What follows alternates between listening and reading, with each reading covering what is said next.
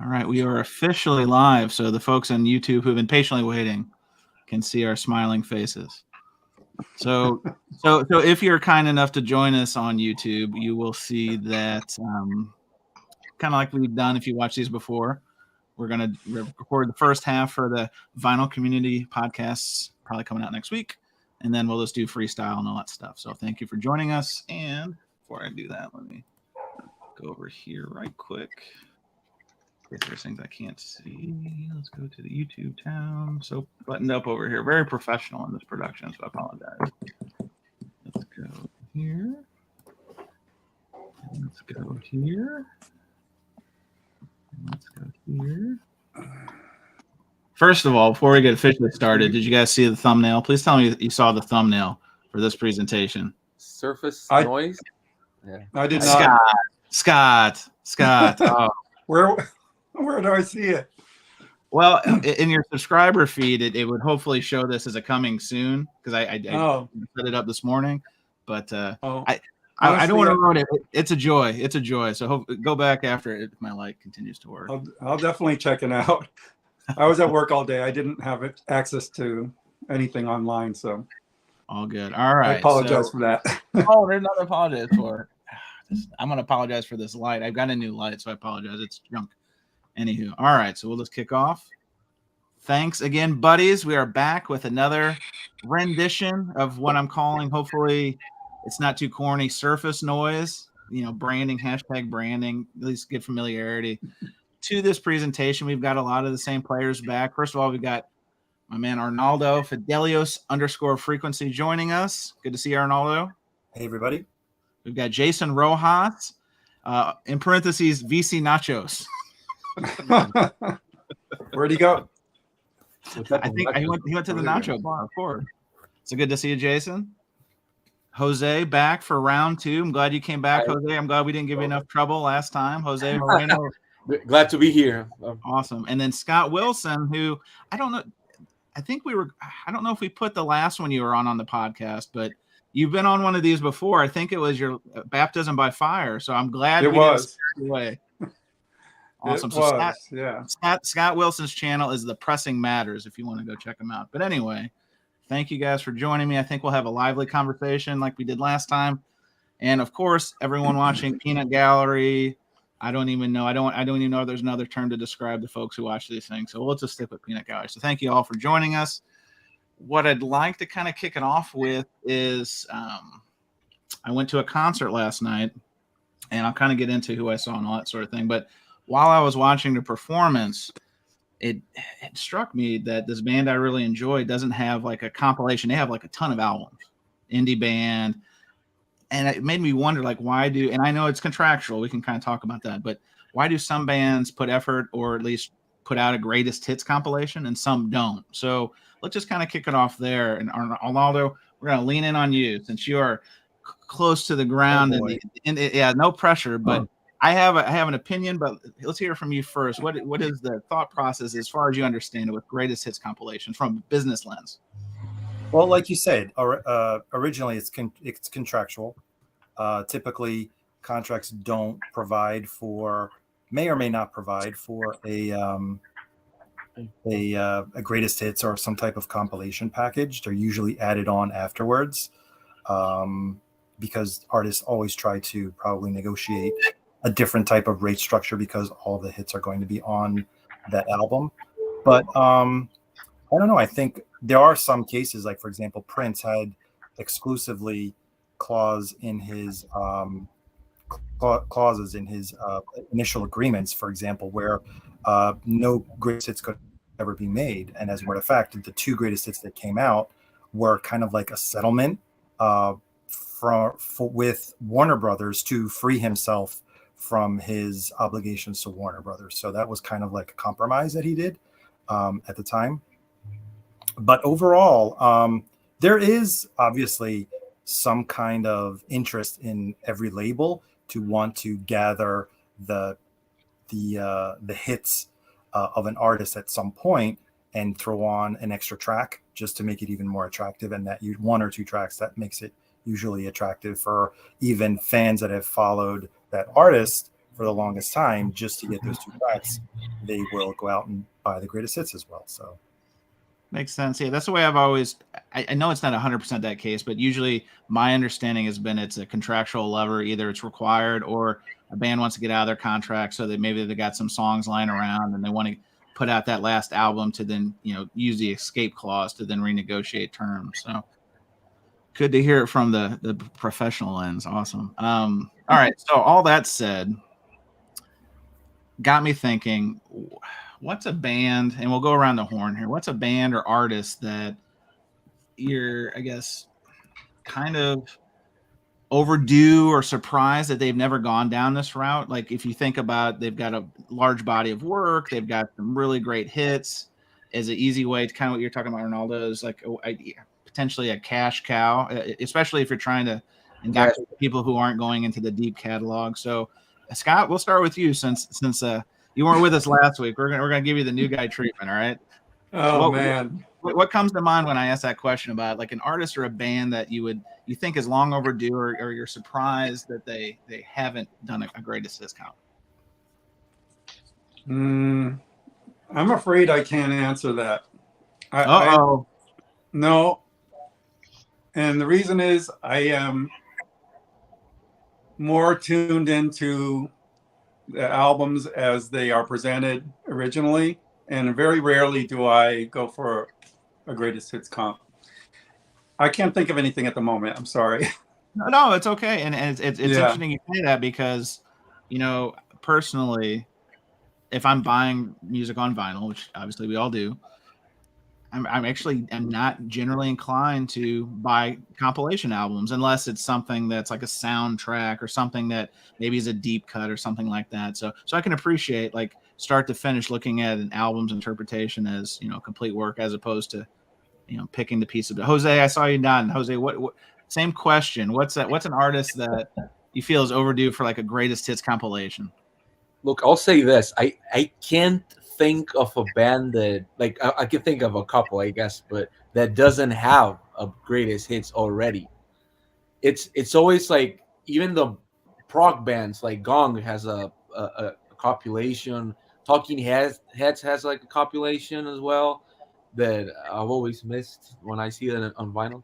But I guess I have a weird relationship with greatest hits. I guess there are some artists that I just haven't got the appreciation to listen to the whole record, and some, and it's not because they're bad or anything. It's just as a record, it doesn't, do it for me. For example, like James Taylor. For me, the best of James Taylor that it's even getting a one step in a few months or whenever. In 9 years, who knows? It's that's gonna come out as a one step because it's pretty popular. And to be honest, James Taylor as a whole record sometimes it does it, and a lot of times, at least to me, it doesn't. So I guess thinking about it, there's a lot of bands that also overdo it. For example, I really don't like Black Sabbath doing best of, because 99% of Black Sabbath best of, it's only Aussie era, like a CD of Dio era, but most of it, it's just the same Aussie songs. I mean, I'm wearing a Black Sabbath t-shirt, by the way, but what a hypocrite, right? But I really, really wish that they could put out a greatest hits, like Black Sabbath put in greatest hits, and actually take every single singer they had, Aussie, Dio, Glenn Hughes, Tony Martin, just have every Ian Gillan, everyone just having there. But I guess if I had to put one band that I wish it had one, they sort of do, but not at the same time. I guess it's King Gizzard. I'm a big King Gizzard and the Lizard Wizard fan. I have this notion that 99% of the people within the VC and outside just collecting records fear when they know a band, the Residents or whoever, they have a lot of records, and they overthink it a lot, like what I'm going to listen to, and especially a band like King Gizzard that really have a consistency of being inconsistent. with the music genres that they play. So I guess if I could have it my way, I guess a compilation by King Gizzard wouldn't be that bad. Because every single song will sound like a new band or a new something. Yeah, I guess it could be like a 4 LP set, right? But I do think that they could do something nice with it. They have everything from spoken music, like spoken word Western music, the Westerns, like spaghetti westerns. They have like also like a spoken wordish thing on like H.P. Lovecraft. They have metal related albums, jazzy albums, garage, folk music. They've done a little bit of everything, and they are going to release a new like electronic music record. So a little bit of everything. But I guess my idea with compilation is that they're either good or they give a little bit of a bad view, or like you can't really see an artist's full potential on a greatest hits, Sure. because you can't fit everything. Of course. But also it's weird, especially with bands that don't really have hits. For example, Gong or I guess King Gizzard have a little bit, but or like the Residents. It's hard to pick out what somebody else might like. You know what I mean? Of course, sure. Arnaldo, before we get to Jason, Arnaldo, I saw you raise your finger up. Did you want to interject here? Yes, let's rewind back to Black Sabbath. Okay. Your desire in having more than one singer, like eras with all the different singers on one compilation, Yes. would be a Impossible. probably label nightmare because of all the different participants that are on a specific track. And I'm not very well versed on Black Sabbath, but were they always all on the same label? I'm thinking, like, for example, this is I'm holding a copy of Black Sabbath featuring Tony Iommi. Yeah, that sounds weird, but this is 7 Star, and this is actually on Warner, which was the label Black Sabbath put most of his stuff out. But IRS, what's the name of that label? Was on, yeah, they had it on another label, and this is on Vertigo. This is Born Again. So yeah, they have mixed bag of records. I guess they could do it, but for example, the Dio records are Warner, and then the Glenn Hughes one is also Warner. So I'm guessing they wouldn't necessarily mean like it wouldn't be that hard for them. I don't think that's it. I just think that I was just saying in terms of every time you have a song with a different artist, like different singer on it, different royalty participants. And in order sometimes to renegotiate the terms, it becomes a nightmare if one of them wants, for example, a different royalty rate. And it could make the situation a little uncomfortable for the others. And then there's always the issue with greatest hits, especially when they span different labels. Yeah. Well, it's hard. You have to like whoever's doing it. Let's say for Black Sabbath, they have to in all the tracks from the other label, and that also is not always very easy. So yeah, maybe your wish will come true one day. Maybe, but it seems that on Black Sabbath, we'll finish talking about Black Sabbath, but I think that Black Sabbath, it's for the people managing the image of Black Sabbath, it's 100% only Ozzy Osbourne, and I don't like that, even to the point that because 13 came out, the last Black Sabbath record, and the original drummer for Black Sabbath was not a part of it. If you go to Instagram, 90% of the photos they put out, it's without him, and that's saying something. Like, they really don't like it. They actually just announced yesterday or 2 days ago the live record Light Evil, which Ronnie James Dio split with the band because they were like having issues with the vocals or something, arrangement for the live record. But I don't know. Like, I don't think it's because of that. If they're Black Sabbath, they could manage. And again, most of it is on Warner. something is on Rhino, something is in Vertigo. What's Vertigo? I don't know who owns Vertigo anymore, but it probably is Warner, right? If I'm not mistaken. Well, the Black Sabbath catalog is split at the moment. I believe U.S. rights are with Warner, and ex-U.S. rest of world, I believe, are with Sanctuary. And Sanctuary now is owned by BMG, so that's why I know that. Yeah, but I'm hoping for a real one, because so far, and they have a lot of them. All the best stuff is the same songs, 20 songs. Yeah, right. So, Jason, before we get to you real quick, I know I cut you off again. I know John had a good question. It looked like you already answered him, but John Bandy was asking, what about an AC/DC comp of Brian Johnson and Bon Scott? But is there one out there, or is there? There is. There's not. I didn't think so. He knows the answer. It's the Iron Man soundtrack for the second movie. That's a compilation. It came out on vinyl, and it's Bon Scott and Brian Johnson era stuff. They don't have a best stuff, but the closest thing to it is that one and Who Made Who, which was for a soundtrack for the movie. What is it? Maximum Overdrive. Maximum Overdrive, the Stephen King movie. Yeah, Stephen King movie. But yeah, if you're really into it, and to be honest, I had it for the longest time, but I sold it.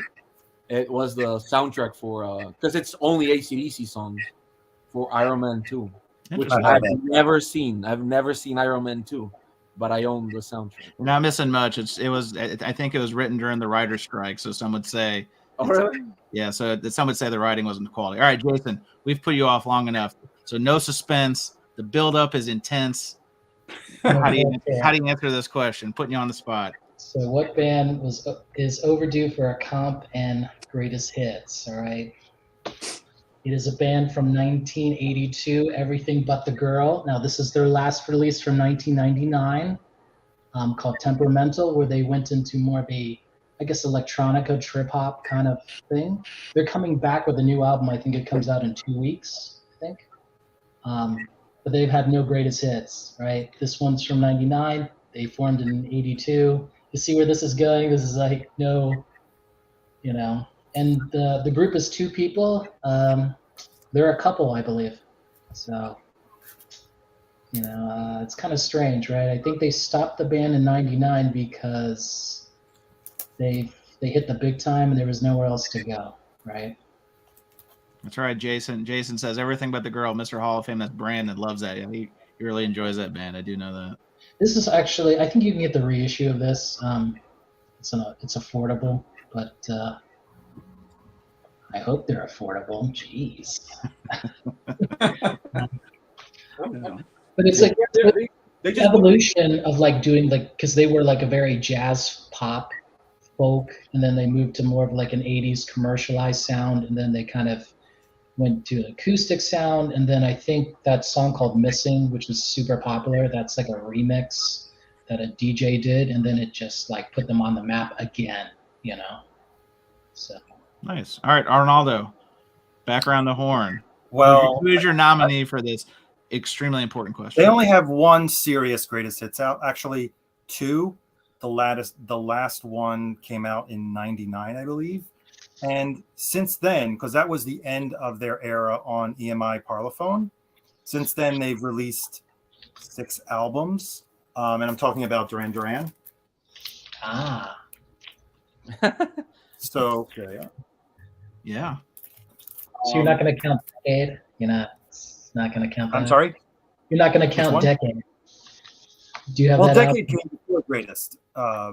Decade came exactly 10 years after, so I would have to say 1990 was Decade or 91. Mm-hmm. And then in 99, at the end of their contract with EMI put out Greatest, and since then, I think that came out in 99, and since then there has not been another compilation of Duran Duran. That's true, because I see now. Here, Jason, you may know this one. John's got a good question. Anyone know where Everything But the Girl got their band name from? Put you on the spot. Oh my gosh. I'm trying to think about this. You'll give me 2 minutes. Let me think about it. 2 minutes to use the Google machine. I thought it has to do with something, like, without looking at it, I thought it has something to do with a movie, and I think it's that, or it's like a joke to no. Oh, I believe it was a store. That's right. That was called Everything But the Girl. Yes. And I'm not sure if it was a pet store. Maybe John Bandy can correct me, but I know it was the name of a store. You're right. That's right. Man, that's a story. But they've released everything from them. They're reissuing them. Even Half Speed or something they were doing like 2 years ago from Everything But the Girl. So I'm guessing it's not that difficult to get right now. So John coming in clutch. He said it was from a store that sold furniture to bachelors. So look at that. Oh, all right, 2 bachelors. So different John. This is Music Talk with John. This is a real good question. This is kind of what we kind of kicked off with. We were talking about Ronaldo. Is some bands, like some folks only get the greatest hits, right? Like, I mean, maybe they're not super duper fans, but John says some bands are greatest hits only for me. Queen, that's a bold take, John. Foo Fighters, Beach Boys, Elvis, Chicago, and the Monkees. But there's a lot of people like your general. And I'm not putting you in a box, John, when I say this, but there are folks who are just, you know, like listen to it in the car. They'll go to the show, but they're not the deep cut type of crew. Now, I would highly suggest you revisit the Foo Fighters catalog because, you know, that's probably the last great American rock band going on that will fill out stadiums. But I want to say, John, like you're putting like, I don't know, what, 40, 50, you know, albums of Chicago down to 3 greatest hits. That's true. Like how big would that be an 8 CD situation going on? I will say that lately, and when I say lately, it's probably the last 4 years, I've enjoyed listening to oddball Beach Boy records because there are some crazy ones out there. Crazy ones. Like Beach Boys, We Love You. That's the name of the record. We Love You. Beach Boys Love You. Beach Boys Love You. It's so crazy. Like that record sounds like a kid that plays Minecraft recorded it. That's exactly how it sounds. And it's pretty good. But I'm not a big Beach Boys fan, especially the first records. I'm not into the surfy let's go party vibe. My boot coupe or whatever it was, Zook. I don't even know. I'm not gonna embarrass myself. That stuff way before my time. All right, so I'll end this one. So the band I saw last night is Dawes. Are any of you guys familiar with Dawes? No. By name. I know them by name. Perfect. So easiest way to describe their music before I show a record here is think of a band of the current age doing like the Laurel Canyon sound type stuff, right? Because that's kind of like their deep inspiration. The Goldsmith brothers. So Taylor's on vocals, married to Mandy Moore, so he's definitely done well for himself. And his brother Griffin is on drums, and so that's kind of been the spirit of their music. And they've put out, I think they're up to 6 or 7 albums. Their first album. Is it a contemporary band? It is a contemporary band, yeah, but their sound is very vintage. In fact, I think they recorded this first album, which I'm about to show here. So this is their debut album. This is the Vinyl Me Please. I'll even make myself big. Watch this. I'm really learning how to get the hang of this. So this is their debut album. Look out. I know that band. I know that. Yeah, so this is called North Hills, and this was, I think, the 10th anniversary edition. I have the original, but I just wanted to flex on this one. But it was recorded all analog. Like they really wanted to make sure that their sound was very authentic to kind of what they were doing from a recording perspective. Is that the band that has the song that May All Your Favorite Bands Stay Yeah, Together? All Your Favorite Bands, I believe, was their 4th or 5th album. And that's usually what they close with. I love that song. May all your favorite bands stay together. It's a great, and they I think, like I said, it was their 4th or 5th album, and they close every concert with it now. And it's a great, just like great song, yeah. It's really, and he's a really good songwriter. He's a very small guy. I'm not ripping on. I really enjoy him, but he's like he's like 5'5", so he's very impressive when you see him perform because he's a very good guitar player. He's an excellent songwriter, and his lyrics are very. I don't know. He uses a very good vocabulary. I'm always impressed when people, kind of explore different ways of storytelling, particularly through words. And you get a lot of songwriters who use a lot of redundancies and a lot of analogies and stuff like that. But their latest album, Jose, I'll just show it since I have it here. Okay. This is the one that they just came out with. I'm gonna make myself big again, guys. I'm really getting the hang of this. So this is called Misadventures of Doom Scroller. And I got to be honest, it's not my favorite album of theirs, but it's not bad. So, they're like 5 or 6 albums in, and kind of like what I was talking about at the beginning of this is, I'm at this concert and I'm listening to them, and it's like, to me, it's not a commercial band, right? Like, you don't really hear them on the radio. Maybe they have some songs in movies here or there, but this is for me, as I'm kind of thinking this and I'm sipping my suds at the show, this is a band I would think would really benefit from having a greatest hits to then reach out to kind of, I believe Rachel calls it exit velocity, right? Like to reach out to the masses to really achieve commercial like acclaim, or maybe that's not even their goal, but I just think that from a musicianship standpoint, from a presentation standpoint, because I've seen them live since 2011, and I've noticed they just keep getting better and better, tighter. The presentation is better, the musicianship is better, the songwriting, everything keeps getting better. Like I said, this last album didn't really grab me, but I really enjoy them nonetheless. I'd highly recommend it. And matter of fact, when we end the podcast, I may play you something from them because they licensing, right? I can't play it right now, but they have a new song called "What It Takes." It's not even on. They're testing it, right? It's like road testing it. It'll probably be on their next album. But they have a keyboard player named Lee Pardini, who kind of did like a little solo 4-song EP, and it was like a lot of synth-based stuff. And he brought this song to him, and Taylor wrote lyrics over it, and it's a jammer. It's like, it reminds me, I'll play it after we end this podcast, but it's like a very 80s kind of throwback, and I really dig that kind of stuff. Again, growing up in the 80s and all that sort of thing. So, all right, next round of intense questioning. So this one is in honor of Jason Rojas making the pilgrimage. He's going to get on one of those tin birds and fly across, I guess that's the Atlantic, right? Across the Atlantic. And you're going to Den Bosch, which is billed as the largest record show in the world. And so that got me thinking, one, you got to be getting excited. Like, it's coming when you leave, and surely you're getting excited for this. I leave for Amsterdam on the 20th. So Amsterdam is the northern city above Den Bosch. I'll be there from Thursday to Sunday. Am I excited about it? Sure I am. I promised myself that I'm only buying 30 records. Oh, come on. You've already failed. You can't limit yourself. Come on. I bought, Selector bags, right? Not Skeletor bags.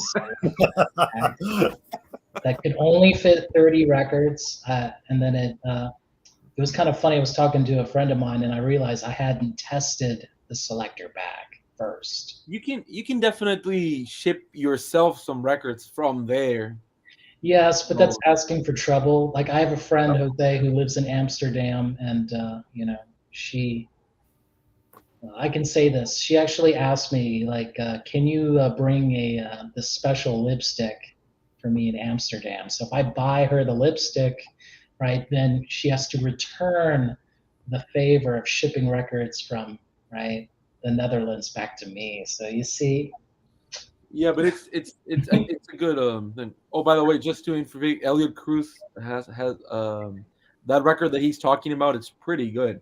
Yeah, it's called The Lost Basement. I was just commenting to him. New Basement Tapes? Yeah, The Lost Basement Tapes. So Elliot was kind of piggybacking on my Dawes commentary, and Taylor Goldsmith, he's worked on a lot of these different kind of projects. Like, he had there's another, he was one called like Brotherhood. He's been in a couple different little side projects. Again, kind of enhancing and stuff. But the Lost Basement Tapes is kind of, I wouldn't say famous, but the story behind it was there was some unfinished songs that Dylan had when he was working with the band at that period. And so it was Taylor Goldsmith, Marcus Mumford was involved. Elvis Costello? Yeah, Elvis Costello. Johnny Depp came in because there's a documentary about it, which is really interesting because it's interesting to see their process, because you could see them kind of collaborating, and you can see, and again, I know it's probably not indicative of their songwriting style, but you can see some just really shooting out a bunch of ideas. And then Marcus Mumford, who Mumford & Sons was like huge at the time, was like struggling. Like, he is having a writer's block. He was like almost going to have a panic attack because he was like stone cold, could not concentrate. And then he kind of went off, and and again, the camera kind of probably plays this up a little bit more than it was, but he goes off by himself, and then he finds a creative spirit, and he writes the song Kansas City, which is arguably my favorite song on that compilation because it's fantastic. But Yeah, James is also there from Morning. Yeah, Jim James. Yeah, that's another one. Yeah, exactly. Which has also done a lot of Dylan stuff besides that. I don't know if you know, talking about compilations and things. Have you seen this? I've seen the movie. That's the one where the different actors. It's I'm Not There, right? That's the one where different actors play Dylan in different points in his career. It's a Todd Haynes movie called I'm Not There, but this is amazing. I mean, if you're gonna talk compilation, I think one of my favorite ones, to be honest, it's when they do a compilation, but it's like other people doing it. I enjoy that. I don't have it here at hand. Oh yeah, I do. It's like this. This is called "Come Up to the House." It's women sing Tom Waits.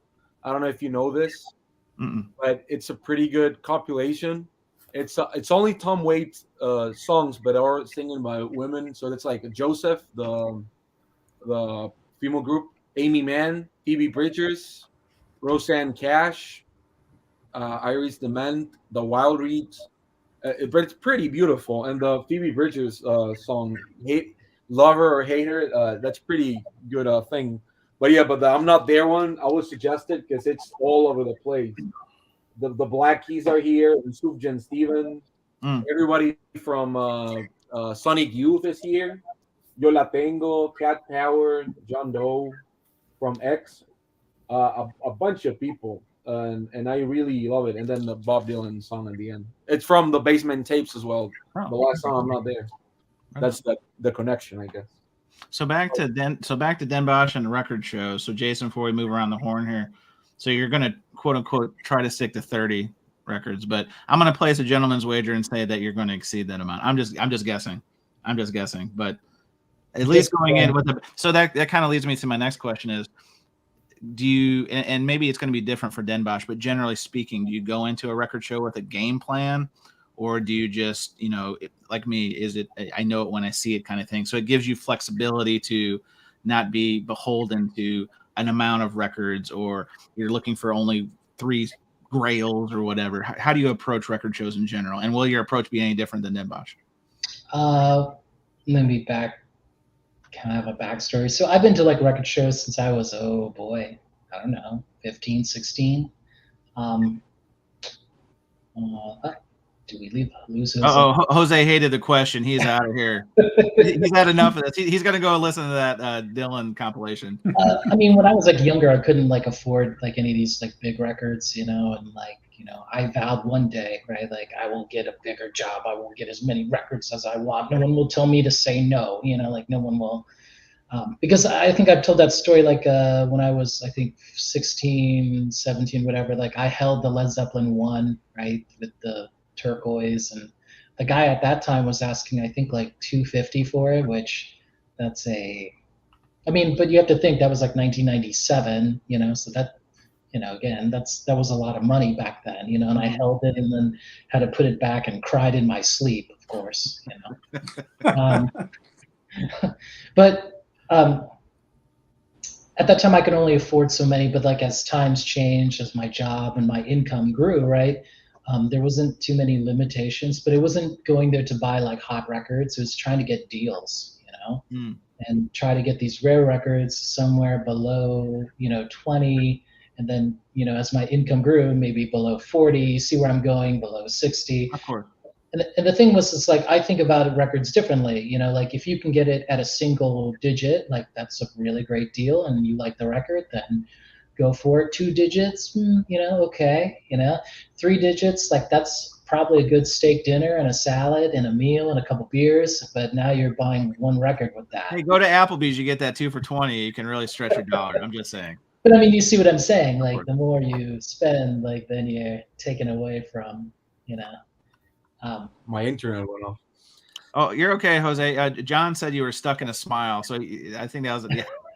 Could have been worse. You could have had the frozen face and then been stuck there for a while. So like, the thing is, like, don't buy everything you see, right? That's not, if it's sometimes like even a good deal, it's hard to pass up, Yeah, I'm with you. So Scott, record shows, is that something, because you're in Florida, right? Right. So is there any, I've heard bits and pieces, but there's not at least to my knowledge, a regional or like a bigger show around there. What's been your experience? There's really nothing that I'm aware of here in this area, in Southern Florida, anyway. Yeah. So I haven't been to one in years. Oh man, because I've been down here for like 20 years. Well, Scott, I think it's about time you lead the charge and start the tri-state, bi-state, single state, because I know there's one in Orlando, which I kind of keep an eye on. You should go to the Austin show one. That's pretty coming soon as well. Jose, that's a great plug. There is a gathering being organized of several folks in the community. We're going to go to the fall Austin Record Convention. And Scott, I want to go. You should go. Oh, well, yeah. I mean, if there's one in Orlando, I'll go. Well, this is in Austin, Texas, though. Oh, okay. Yeah. I don't know. Jose, I've seen that face before. That's a no. That's a polite no. Yeah, that's a no. I just can't. I don't have time. No, I don't have time. So when you hear, Scott, when you hear us talk about, since there's not really record shows in your area, do you feel a little missing out? Because I'm sure, like, you can. Have you ever been to one at all? Yes, of course. Yeah. Okay. When I lived in New York, I used to go all the time to the ones in New York. But no, actually, I don't. I really don't. I did. I'm so picky about condition that I just can't fathom spending a lot of money on a record of unknown that I can't hear first. Interesting. That's interesting take. I don't know. It's me, but I prefer these days sticking with well done reissues. Honestly, I know it's fun. It's fun, and I probably would approach it the same way Jason is going to. I would bring like a certain kind of size of container and stick to that. Talking about compilations and reissues, this is a pretty good one. This is Bill Withers. That is a good one. Yeah, the greatest hits. So yeah, I've heard it's very good. No, it is pretty good. So I have it, but does that incorporate his Columbia output too? Because I know he did a lot of it. I hate to say this, a lot of his best work was on Sussex, right? But then when he moved to Columbia, like in the 80s, like decent music, but it wasn't the same. But I'm assuming, kind of what we were talking about before, there's probably a cross-pollination in terms of both of those labels, I would think, represented. To be honest, and I'll be 100% honest, that's why I have this greatest hits, because I don't know anything else. Oh. I think that's a good case for a greatest hits album. It is, right? Because I'm interested in the artist. Actually, every time that I've listened to a song by his, I've liked it so far, but I haven't gone out of my way to grab another one because where I live, he's not that popular. So maybe it's because of that. I live in Mexico, so it's a little bit going to be a little bit tougher to get, soul music or R&B or so maybe that, but I enjoy it a lot. You get a well-regarded reissue. I think it's great. There was a point I was going to make earlier about, in the 60s was artists that were singles artists, that they put together albums, but the rest of it was kind of like just filler. In that case, I think greatest hits albums are very, is the way to go, with these singles artists if you want to get all their stuff. Because, a lot of times you don't want to listen to an album that was just hastily assembled with some other filler just for to get the hits out there on an LP. Well, most records in the late 50s, early 60s were compilations from all singles. Because most artists, like Sinatra, was all like singles.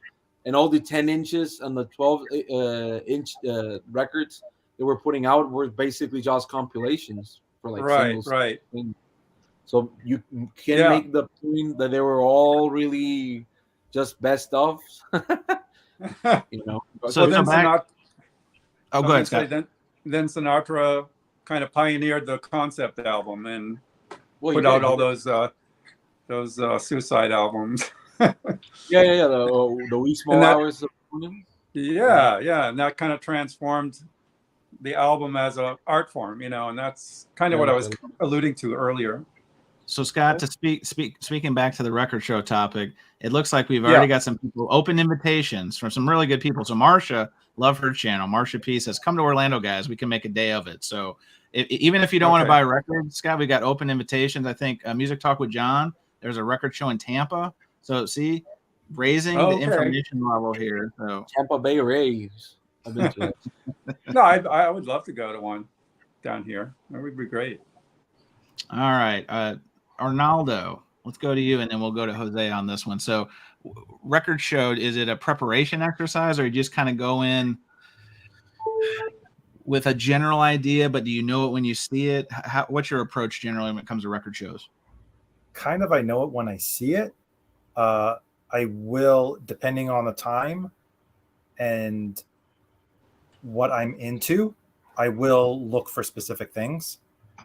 So go directly to, like, for example, there's this record show that I've already been to twice. It happens, I think, once a month in Long Island.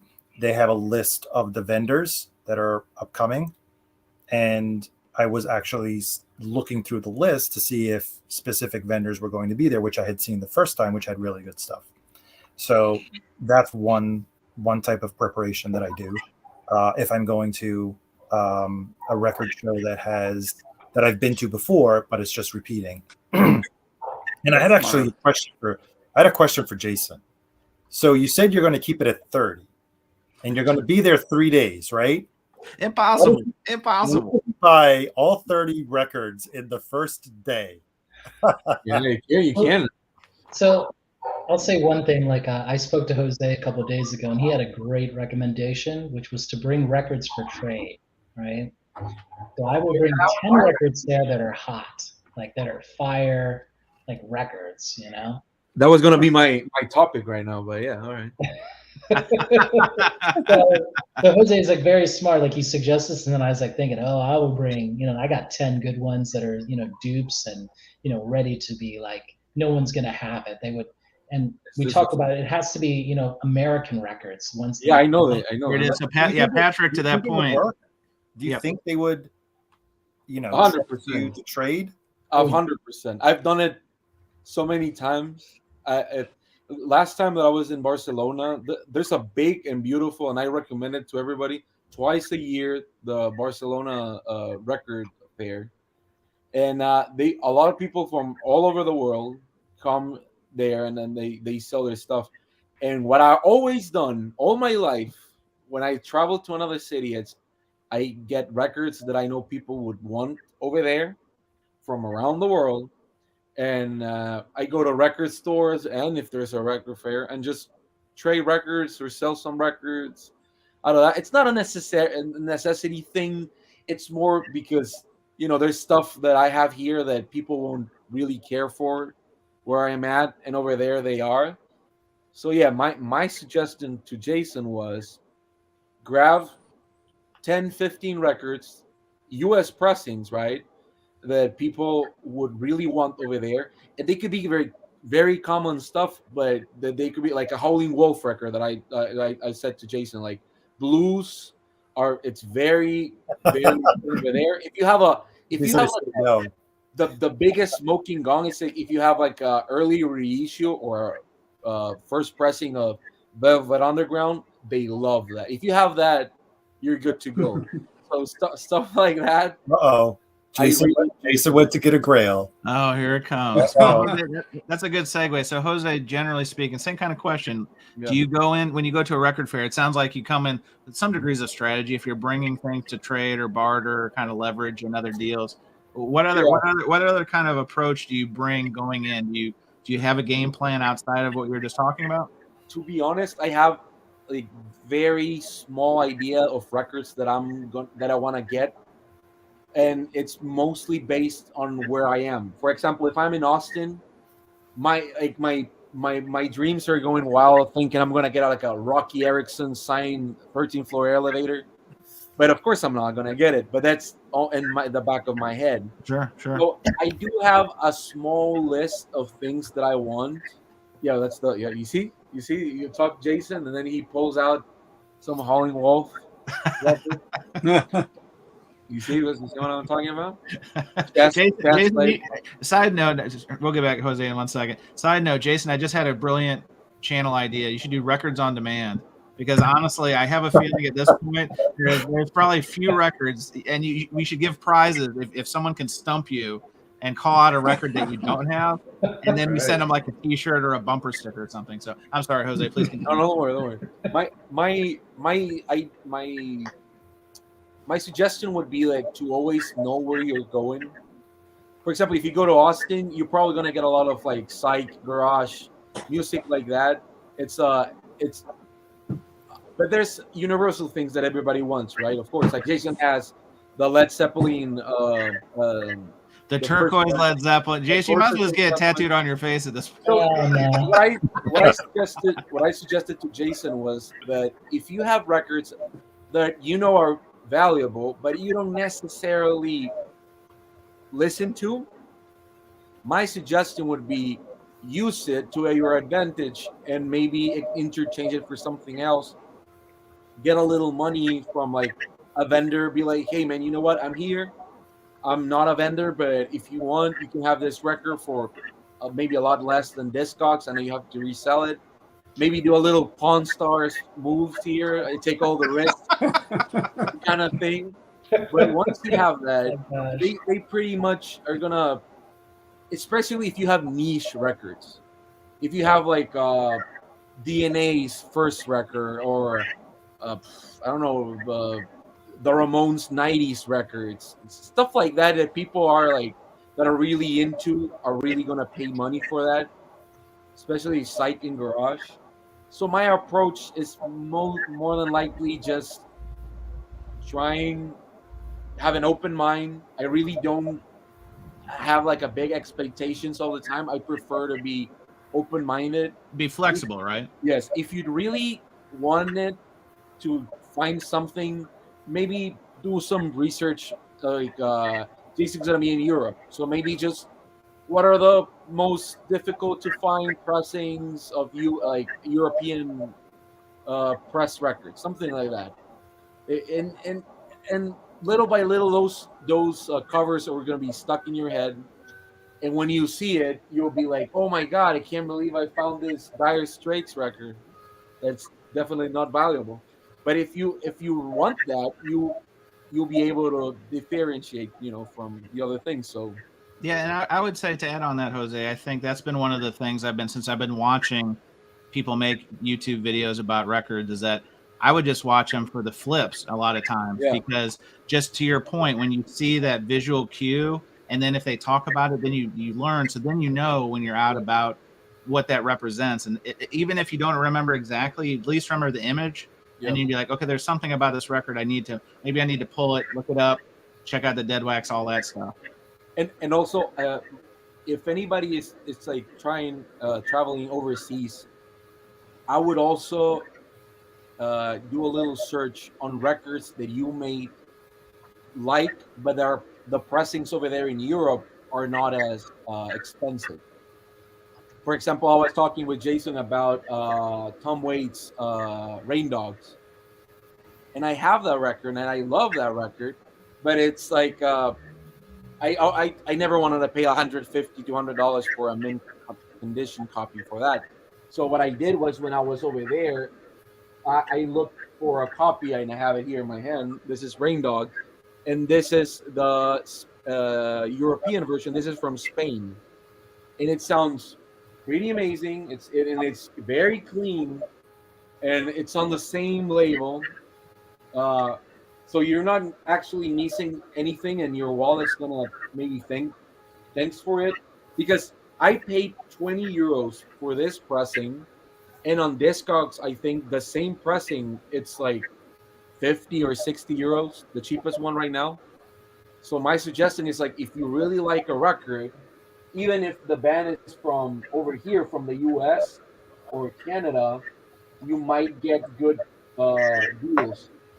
Because there's a lot of Spain has too many records that they press from other bands. For example, this is like Cowboy Junkies, and they pressed it in Spain. So it's like, if you wanted this record but you can't find like a Canadian one, maybe European pressings that will sound good. It's maybe your next best thing, I guess. Now, from a value perspective, I ran into this in Austin last year. Is an album that I've been looking for, is the first U.S. press of Megadeth, Rust in Peace. It's like a $300 record, right?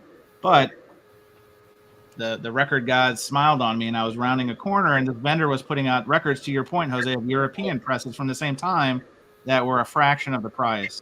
So I gobbled them up like Pac-Man. I took Rust in Peace. I took Van Halen for Unlawful Carnal Knowledge. All these things that the domestic version, the U.S. version, is like silly money, monopoly money. But to your point, one, am I going to find them at a reasonable price? And two, do I want to buck up that level? No, I'll take a nice close facsimile because the European pressings generally sound about the same. I mean, yeah, they sound all the same. Were they expensive? Did you cry when you got them? Just have to ask. I actually did cry when I got this Tom Waits record because the vendor had like the worst booth on all the place, and he only had that record. So maybe that's why he had a 20. Another suggestion that I'll always do is the booths that always look like they're the crappiest ones out there are probably going to be the better ones for you to look into. Because probably the seller define crappy though, Jose. Are you talking about they look like they bring the beat up corrugate boxes? Yes, they don't even have things labeled.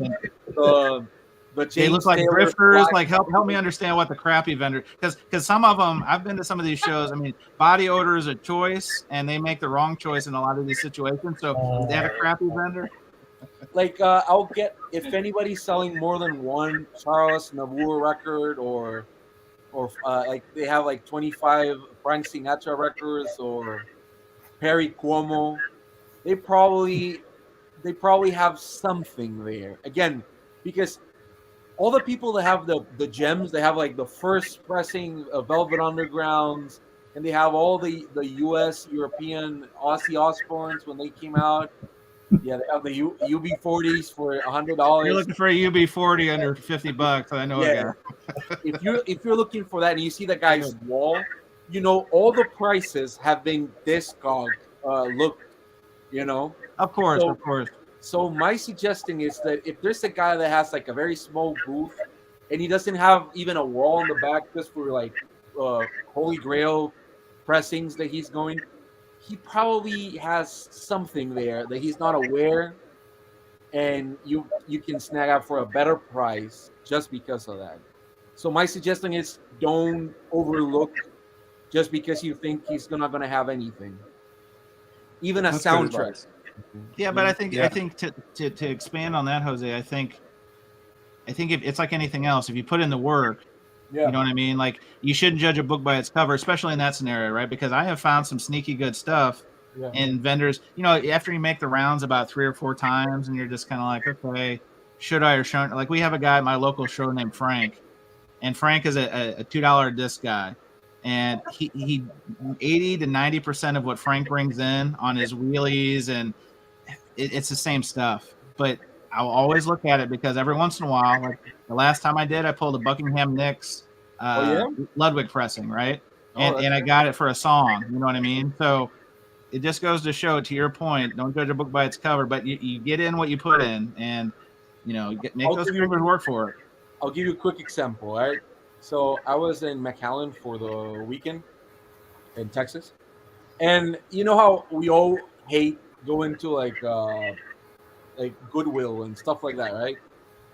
So I went to Goodwill and I got a bunch of records for $1.99, thinking that they don't exist anymore. Oh, look, it's everybody here talks about a record and they show it, right? Oh, hang on, Scott. Flex. We call this a Rojas. Do it real quick. Give us your best Rojas.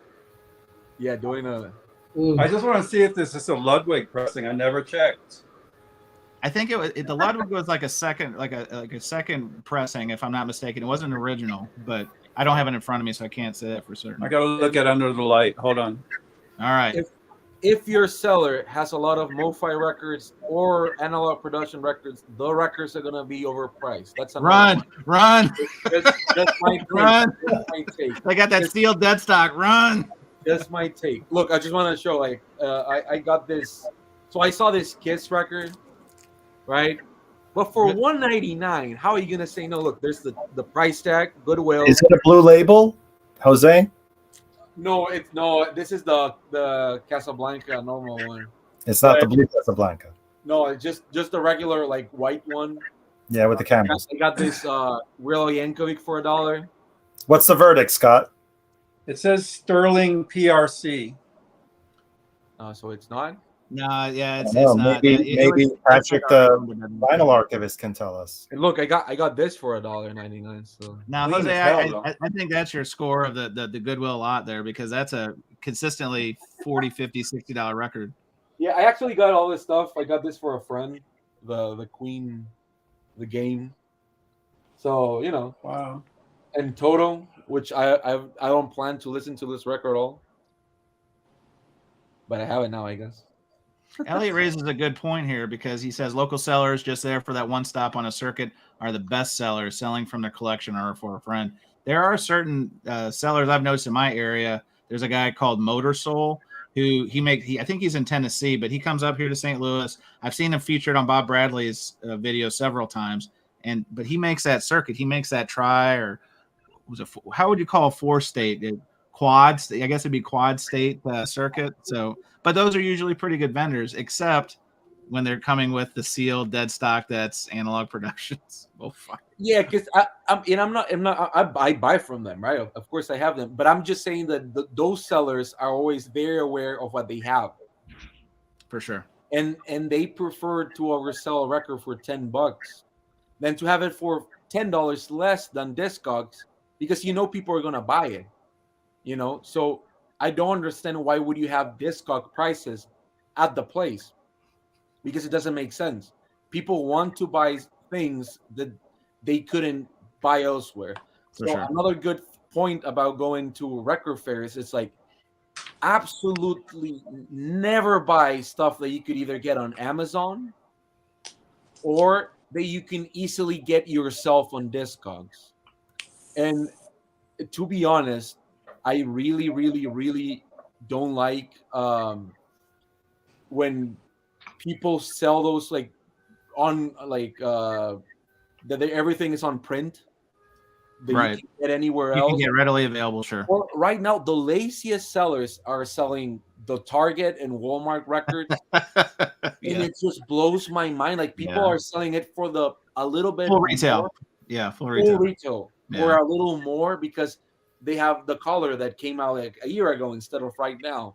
Yeah. And Goofy. it's just very sad to me. Well, Yeah. fellas, let's put a bow on this topic, and I think we all collectively wish Jason great vinyl luck in his adventure. We're going to send you good juju, good vinyl juju. I guarantee we'll have a gentleman's wager if you come back with more than 30 records. I think that you're gonna be like the Mario movie. You're just gonna fall into that lava pit trying to go after Koopa Troopers. Anyway, so let's go ahead and wrap this part up for the podcast, fellas, and then we'll go with some freestyling afterwards. But again, thank all my guests. This is Concert Buddy wrapping it up with Arnaldo, Fidelius_frequency, Jason Rojas, who probably won't be with us for the next one because you will be doing the record fair thing, Jose Moreno, Ron, Miguel, Iglesias, man of many names, and then Scott Wilson. Thanks for coming on this time. Scott, I hope we can make this a regular part of but make this part of your live stream circuit. You'll join us on Thursday. Okay. I'm going to sign off because I've had a long day, but I'm going to keep watching. Awesome. All right.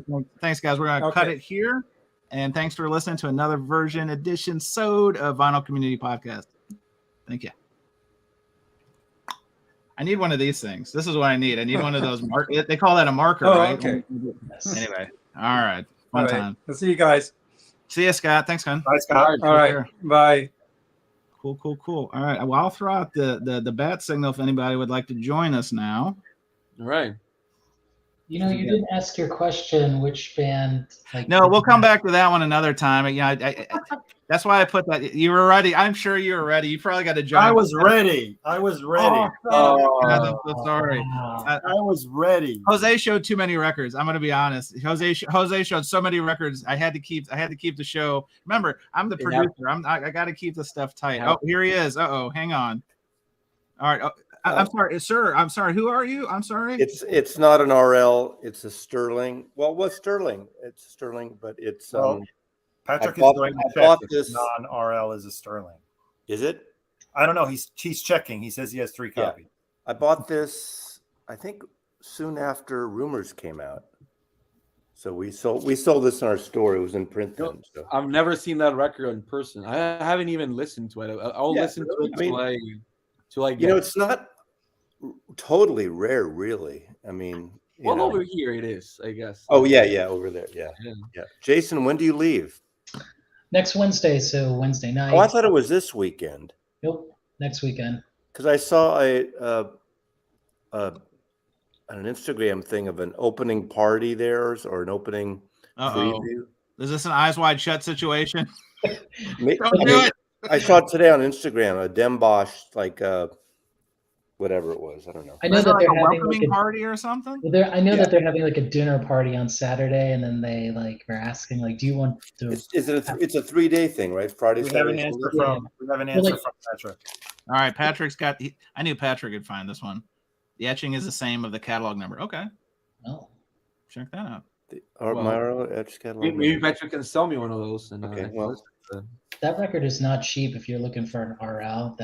I'm just looking at it right now and going, what? I didn't even know RL did it. I'm telling you, Frank, the guy I was telling you about, he brings the same shitty records, except maybe 10% mix changes show over show. And I pulled that one. And I think he sold to me for $20. I couldn't give my money. Oh, really?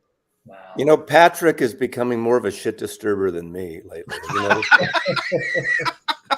Impossible. I mean, I've always been a shit disturber, so I don't know why some people are so surprised. I always had it like a snarky side. Well, to that point, so Patrick does have a question. Is there an OBC pre-show rave? Jason, you're the man on the ground. You can comment on this one. Okay, so if that's going to happen, are they going to be like huge baggy pants? Are you talking about glow sticks? Glow sticks, of course. Right? Yeah, this is going to be like an SES9 situation. So I think, Stunty asked me a while back, if we could just talk about the game plan and meeting up. And then Michael, when he and I did that Exodus live stream, he kind of asked me, "What do you do?" And I'm like, "Well, I print out the map, and then I circle the dealers, and then Friday is all about kind of working out who's got what and can I trade some of this stuff, and then Saturday is always so crazy. If you've ever been to a huge record show, of course the Austin record show or the WFMU record show in New York, that thing's nuts. But usually Friday's the wheeling and dealing, Yeah, the better days. I think if you're a good negotiator, one before the last day, it's always. Are they gonna play Red Wine on loop while everyone? I think just have fun. Have fun, have a blast. I've been to the Austin show 3 times, and I had a blast. Yeah, don't don't buy the normal. I didn't go looking for anything each time. I don't usually have Grail. I go there, and if something. Well, if you're traveling to the other side of the pond, you might as well have a little bit of idea. Sure, if you're going to Europe, I get that. You're right about that. Yeah, the most tiniest of idea. But again, my suggestion to Jason to take records, it's also because that way, if you sell some records as well, you are actually not even spending any money of your own. So that's pretty cool on the side. So I just suggested because even for example, I took a bunch of records from Argentina to Europe, and people really wanted them there, and a lot of people were thanking me because I gave them at a good price, and I was not charging a $80 shipping fee, So it helps out even people over there because they are able to get a good record at a decent price without the guy who bought it originally having to pay a huge shipping fee. How far is this outside of Amsterdam proper? It's about an hour train ride. Is it on the way to Rotterdam? Do you know? And I think Rotterdam is. That's north, isn't it? Yeah, northwest. I've been at Rotterdam and Amsterdam, but it's been forever. I don't know where Demba. Okay. Well, who's the guy who has? Is it Sublime Media or something? Oh, Jonas. So I actually wrote Jonas, "Hey, are you gonna go to this Den Bosch since he's in Rotterdam or close by or he's in Sweden, right?" So I asked him "Hey, are you coming down?" And then he wrote me back, was "LOL, I spend all my money before I go to that show, so I have no money, I can't do this." Yeah. And I was oh, my suggestion is also to always get the cards for the vendors, and after the record show, You can, hey, you still have this record? And they're like, yeah. They probably sell it to a lot less than wheeling and dealing. That's right. So maybe the next day they're still there in the city, and you can get a better deal. So you mean grab the mic and be like, all right, who wants this? Who needs this? 58, 59. Right? Who needs this? OG. I will say one thing Austin does, I think, and I don't know if Den Bosch does this, but they have like a service that you can text like a general number. Yeah, Austin has that. Yeah, exactly. And I thought it was like amazing because I had people when I went to Austin in the fall last year who were like, hey, can you look for this, this, and this? And I would try to do it myself, but obviously I've also have my own selfish pursuits. So you just throw that in there. And it actually worked this time. I got two dings, and then I went to those tables and I struck out both. One was, oh yeah, we've got that on CD. It's like, no, I didn't ask for CD. And the other one was, I didn't ask for your CD. Yeah. Oh, you bought the T-shirt. You went to Austin and bought the T-shirt. I went 3 times because the archivist used to live there, so I used to go visit her, and we'd go together. So once I went alone because I go there. I used to go there for work. Yeah, a lot this is what they get you when you spend too much money at end of an ear. They throw you a tote bag or a T-shirt. Yeah. Oh, Jazz Bum shirt, man. We're killing them with the branding today. I love it. Can I change my shirt to one of my own? Well, Jose, I was gonna say this morning you had a Smashing Pumpkin shirt on, so I didn't know if you changed just for this live stream because you did. It is a wardrobe change. Well, I did shower, Yeah, in the mornings we're just wearing what we slept in half the time. That's what I do because it's morning. When I'm there, it's like what 6:30, 7 o'clock. I'm not like, yeah. I did just get this yesterday. I haven't listened to it yet. Oh, I'm gonna make you big. Hold on, here we go. This is the Kraft 10-inch. I'm a huge bebop fan. The birth of metal. Pardon me. So who's on that? Man, Dizzy Gillespie, Charlie Parker, Milt Jackson. Actually, no Dizzy. I'm sorry. Bud Johnson, J.J. Johnson, Milt Jackson, Stan Getz, Fats Navarro, Kai Winding. This is from stuff from Savoy 10-inch. They've done a great series of 10-inch jazz reissues. Well, they had sent me that Wattstack thing I reviewed, and the guy didn't share it around. He goes, "Is there anything else you're looking for?" And I said, "I kind of like the bebop," so he sent this to me. So, Kraft does a lot of Savoy records. And I really want to do a video because they did years ago the Prestige, the Miles Davis 10-inch from Record Store Day 2 volumes. I have those. I have the Monk. They did a Monk. I might do a 10-inch video at some point, which I knew you were gonna go there, buddy. I'll name it appropriately. I'll do some kind of a clickbait title on it. That's appropriate. And let I mean, I wanted to show a record. It came out about about 2 months ago. So it's so funny when you buy records a lot and you follow it. New releases the last 2 weeks. If it's 2 months ago, that's like so far, right? Arnaldo. I'm sorry. I know there's an R there. I always get it wrong. It's like an X. Can I say it correctly? Can I say it good? Arnaldo. I used to say Arnaldo, and I know there's an R there, and I apologize because I know your name. It's just, but 2 months ago, so that's not like new release anymore. So, yeah, but it is new. Where's this record you're going to show? You really back in the 70s and 80s, they worked records for like a year. Oh, more than that. You'd see the same record in the charts and hear it on the radio. You'd see, a good example like Michael Jackson, 80s, Fleetwood Mac, 4 or 5 singles. They'd work it for a year and a half, up to 2 years sometimes. Because people did, a record is old after 6 months. But that's why records that doesn't achieve like that immediate success last longer in people's mind now than because it's like the movie industry. If you don't get box office the first week or two, sometimes the movie disappears from that's why people like cult classics more than full blown mega hits sometimes because nobody killed it for you, and it was not always playing on TV or always playing at the radio, you know. Hey, just think of like when it comes to movies, right? Remember Shawshank? You ask anyone what's your favorite movie, and a lot of people say Shawshank. Shawshank was a slow burn. Oh, It totally. didn't do real well at the theaters. And But video, that's a video. Life. Yeah, it took off. I'm going Sunday to see. It's only been out 2 weeks, but it was a big hit. Super Mario. To see John Wick 4. I'm a John Wick guy. I love John Wick. I love those movies. Yeah. Actually, I'm going with the archivist because I haven't seen her since she moved, and her boyfriend hates kind of violent movies, and Amanda and I are just like John Wick anytime, you know. Totally. Faces. The best thing we watched during the lockdown. They're high fiving right over her boyfriend. Show we watched during the lockdown was all 3 or 4 seasons of Banshee. If you haven't seen Banshee, oh my God, over the top, great. About a little town in Pennsylvania, Banshee, Pennsylvania, and one of the bad guys is a former Amish guy. I know this is kind of off topic, and this guy comes in. This is briefly the premise is this guy gets out of jail to see his after 10 or 20 years, whatever it's been, and he goes into this bar the night before, and this guy comes in saying, "Oh, he's the new sheriff.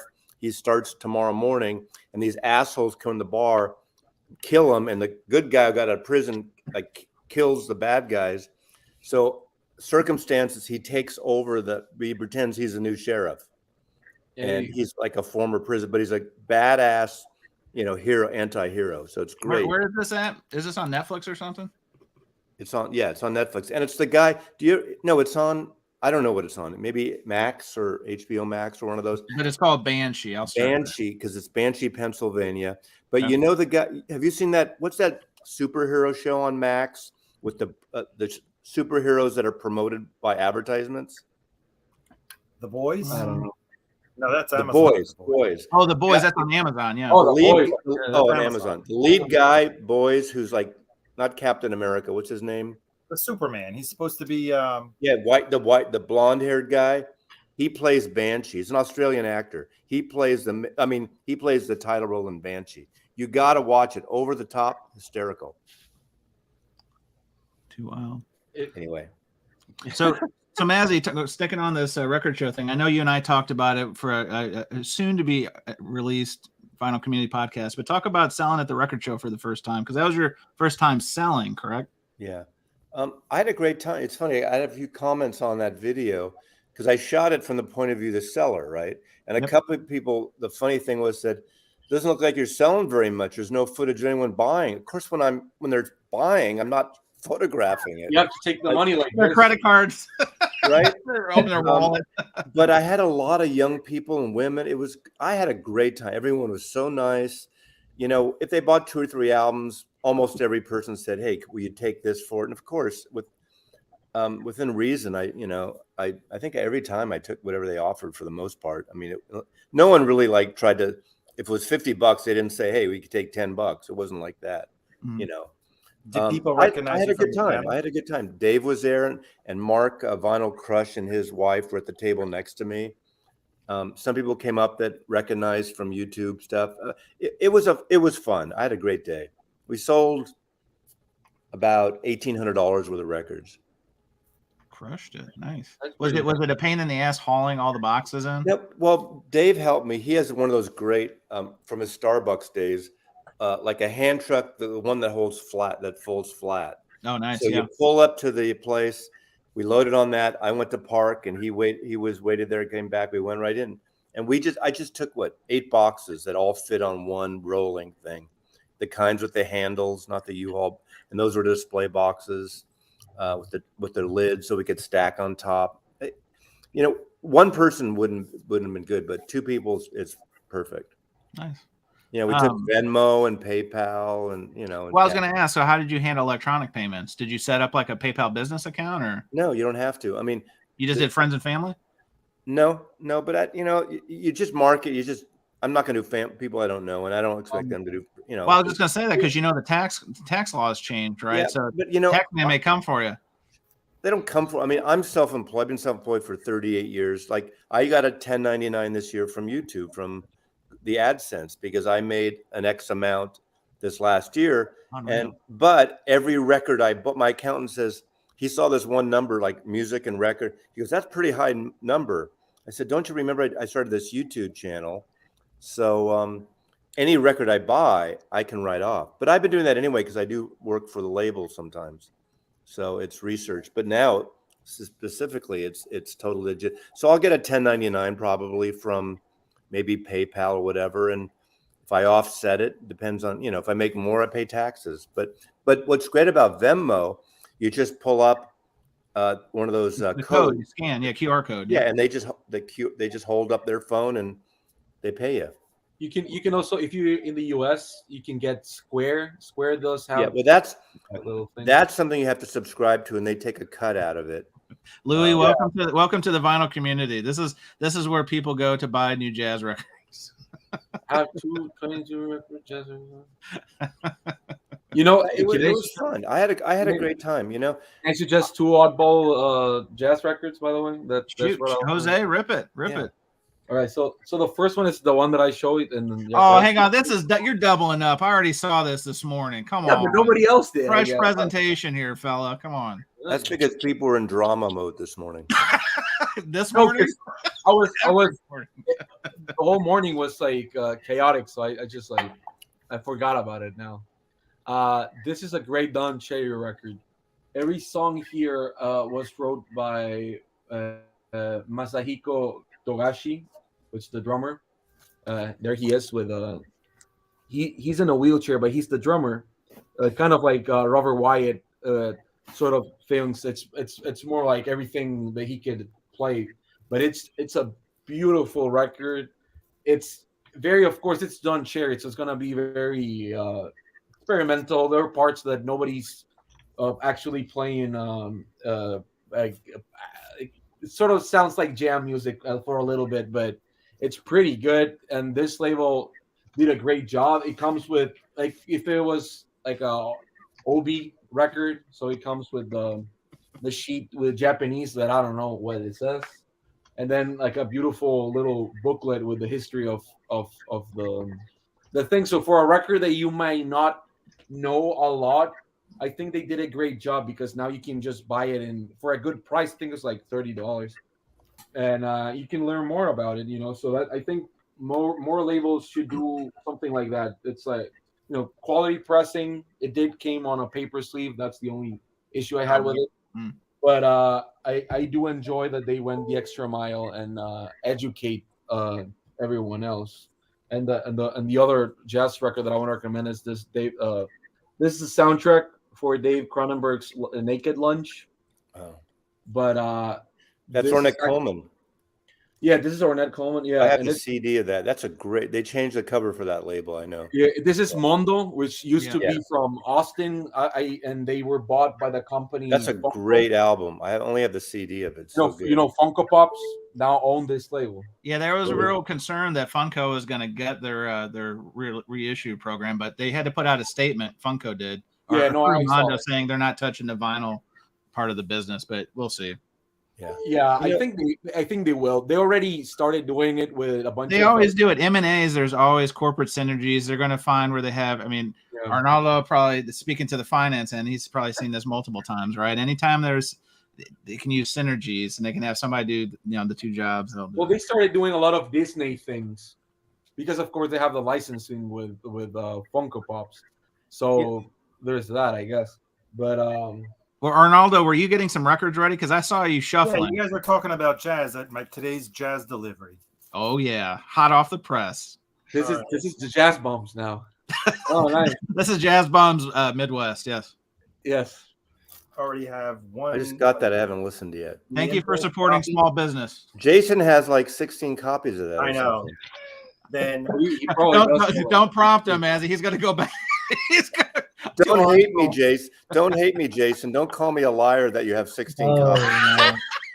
No. Only three. And Jason made me regret getting this one because he thinks it doesn't sound so good. Does he sing on that record? Yeah, he sings and plays. See? Sings and plays. It actually literally says that, Jason. I mean that. Not Jason. Well, sorry. Then I was a little late in getting this one. I like that. That's the one that fucked up everyone's stereo. Yeah. I love that record. And then I got some Herbie. Yeah. Great I was value. late in getting Was this there a one. sale going on? I mean, Yeah, there was a sale at the Blue Note store. Got That's it. a picture taken in Manhattan when the sun exploded and was melting New York City. The other one, the yellow one. Yeah.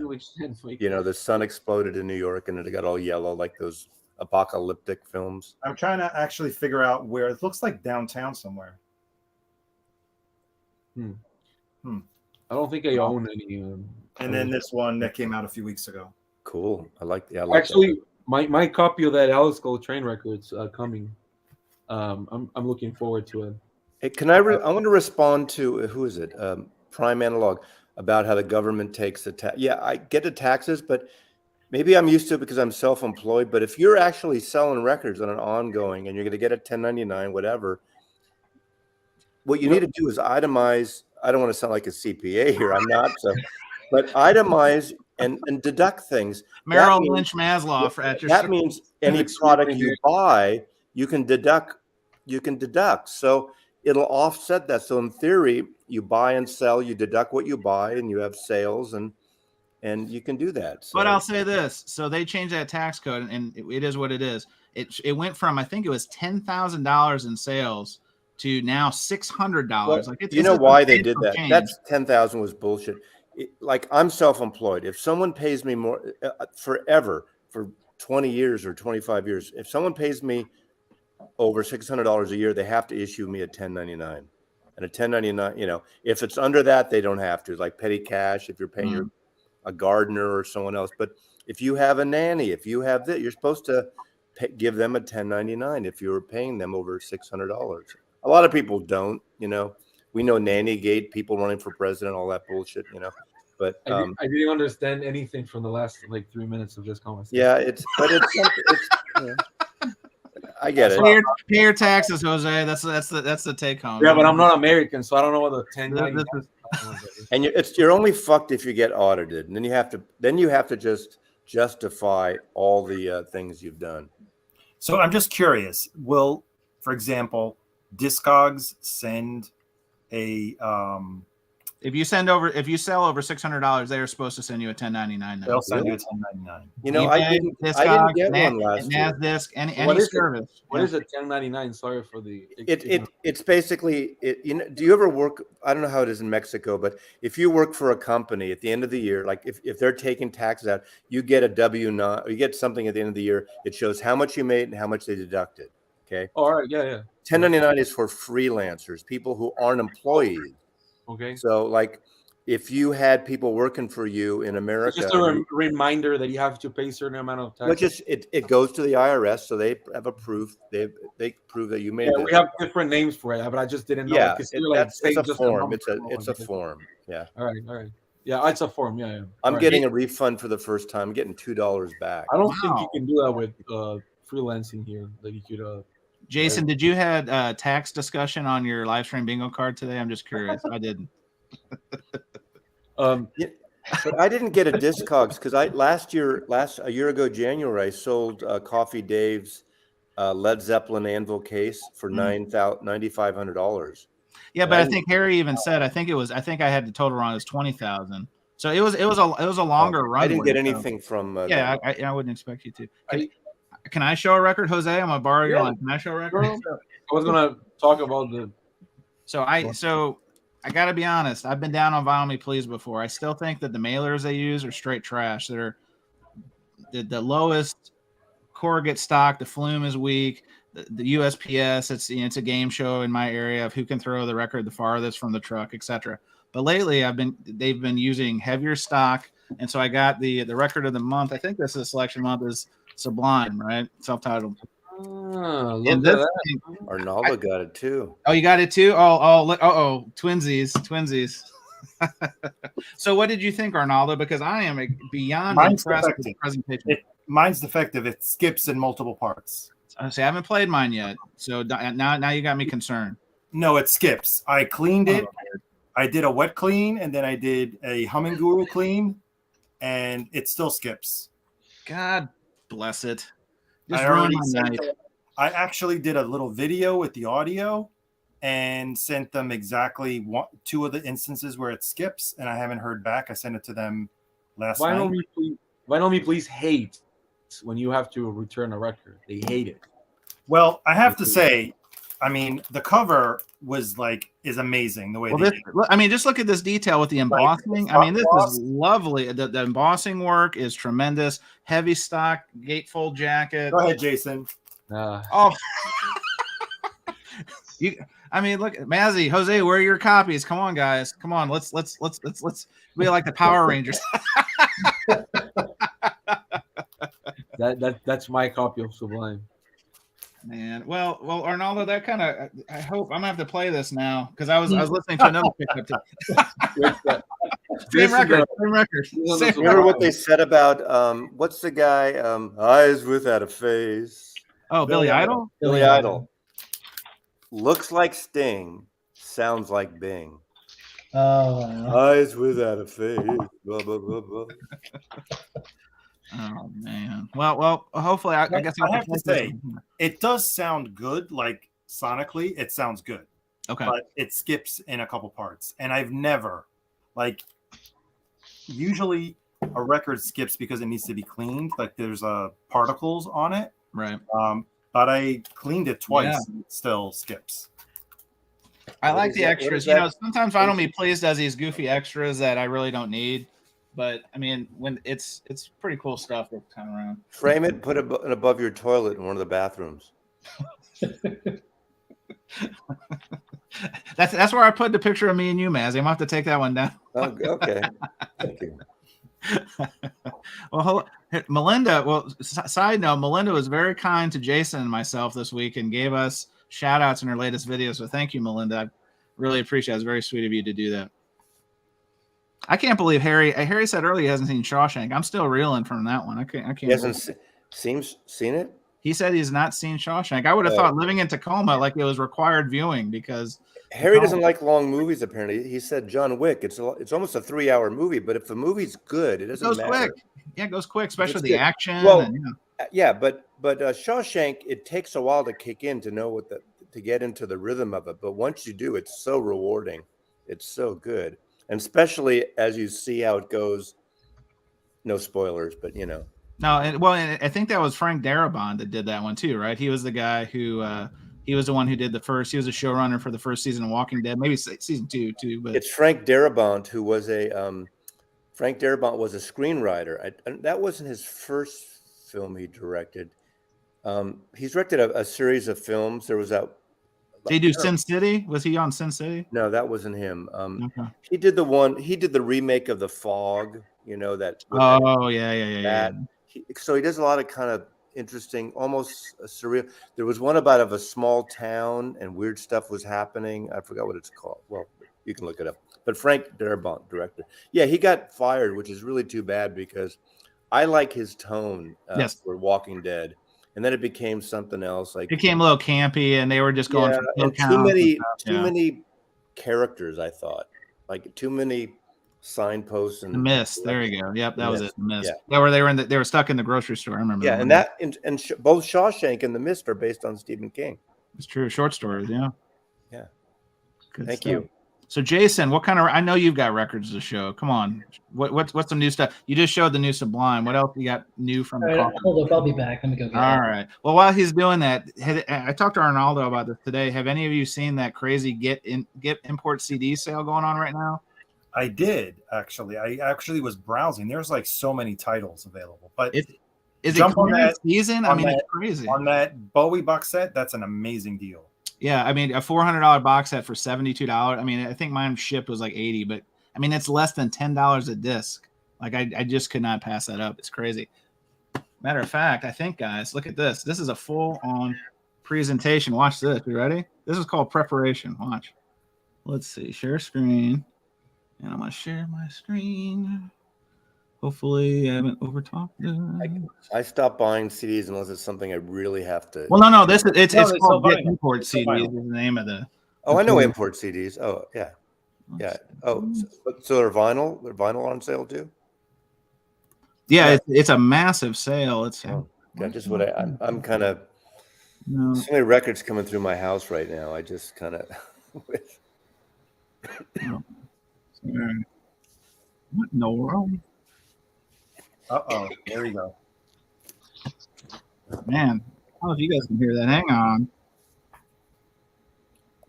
What is that? Can you guys hear that? No.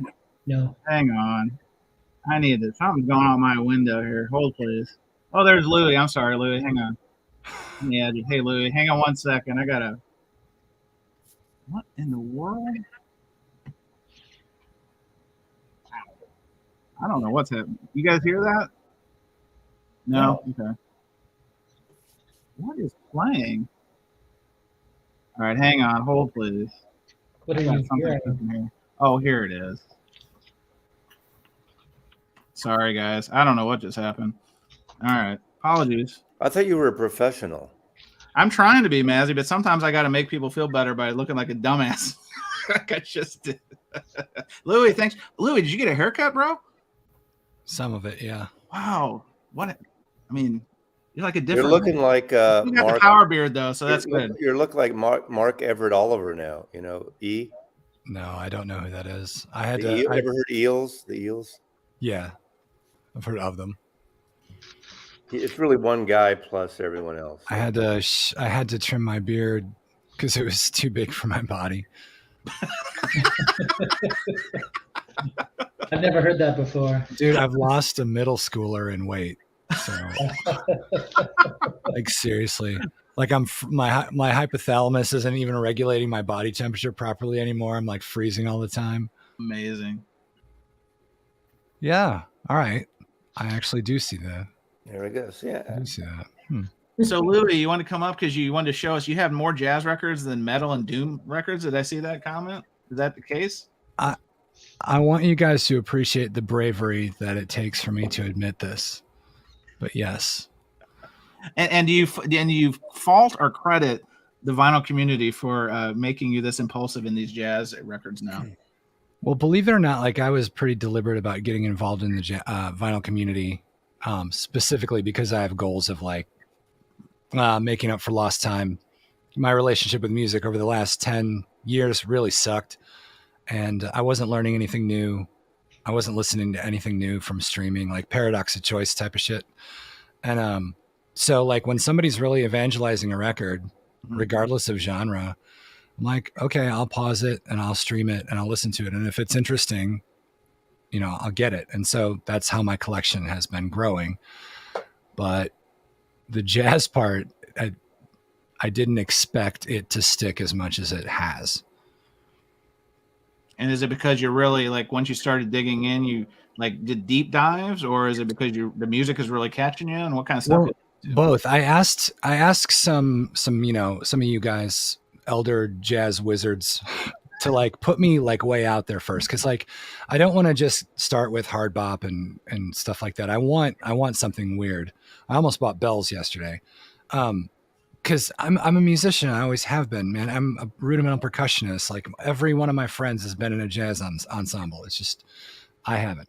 But so I want to like push all the way out there and then come back. You know what I mean? So that's sort of how I started. But I mean, then I'll get recommendations like from Rachel. She's like, I'm like, I need some out there jazz. She's like, Sidewinder. I'm like, okay, Sidewinder is the least out there jazz that I have. That's a great record. It's not. I VCLT'd it to her because I know she had the CD. Yeah, it's good. It's great. I like almost every single one of these records, and the ones that are out there more are actually Which interesting. ones do you consider out there that you're talking about? It's my Cecil Taylor. Oh shit, I don't know. You want me to just rapid fire show you all these? I'll do it. Do it. Here, look, listen. I can't adhere to your. I won't do a good job, Mazzy, but you're gonna have to get over it. Uh-oh, you're leaving the sleeves. Oh shit. It's okay. I'm gonna refrain from. Okay. Monk and Coltrane. Okay. Promo copy of this fucking thing. Atlantic Records.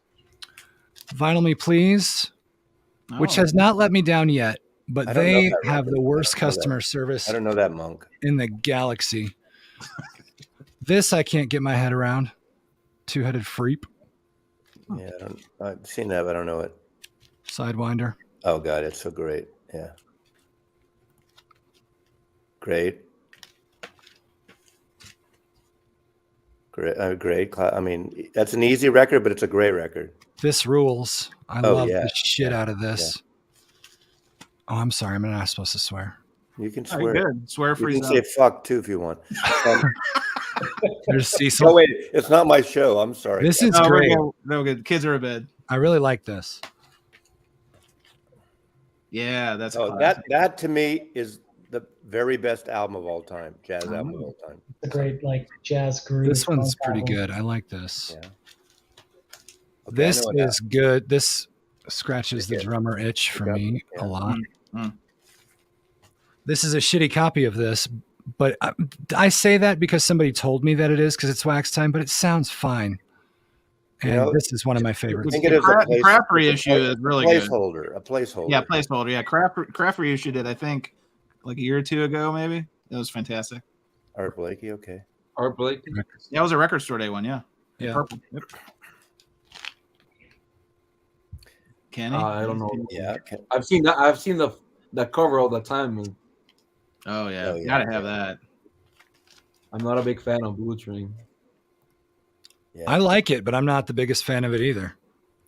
You know what you should get? You should try Andrew Hill's Black Fire.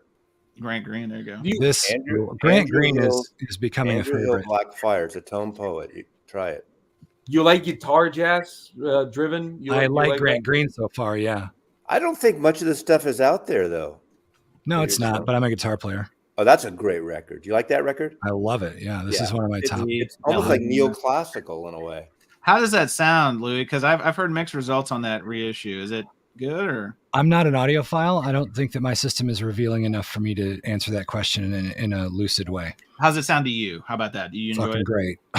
Awesome. That's all that matters. That's all like I'm in a you can't see the other side of this, but this whole room is treated really well for vocal recording. So it's dead enough that even though it's relatively small, standing waves and stuff have been taken into consideration. Wow, I don't know so, that. Okay. It's so any semi decent system is going to sound okay. This I love that. really like. It's VMP.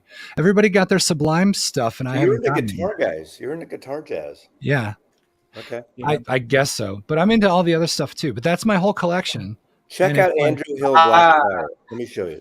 This is what happens. All right. I couldn't find that. I was gonna show a Sonny Sharrock record. I have it in my hand, and then Jason brings out. You got Rojas. You got Rojas, bro. That's how it works Yeah, around here. You know, this is. I want the one that Jason's holding. I want the one that can't find Jason it. has too. I can't find it. This is That's not a a cheap VMP. record. No. And I hate resellers, but I really hate resellers with this record because I want that record, Jason. If you And come now it's across worth one, no, I'm not. No, if you ever come across one, just let me know. Reach out. Okay. Hey, no, you know what? I got a better one. Madsy has enough records. Come here. Fair enough. You're absolutely right. Get this one, Andrew Hill. It's a very interesting. I have it in my cart right now. Yeah, well, push that buy button right now. Will you send me just send me the the money and you like and I will. you like out there. I would have sent you the extra $30 I overcharged for you be $40, but I refunded it to the guy. Seriously. Oh, you like man. out there stuff. Louis, I you like decided, out there stuff? apparently people are telling me I overcharged you, so I gave him $30 back. I've been recommended Sonny Sharrock, and I look and it becomes one of those things where I need to ask more questions before I make a mistake in buying it. You know what I mean? He's out there. He's great, though. Have you heard his first record? I think it's called Black Women. I have. Yes. I don't have any of his albums on vinyl, and I never see him. Yeah. No, neither. I almost bought The first Albert. one- Oh, This is the second one. The one that I'm holding is like Throw it up, Jose. What Can is we it? see it again? You did like you pulled a, like monkey poo. Where's Waldo? Poo. So this is like free jazz, and this is wife, and she does like very It's like a hostage video. avant-garde things with her voice, and I absolutely. But Proof of life.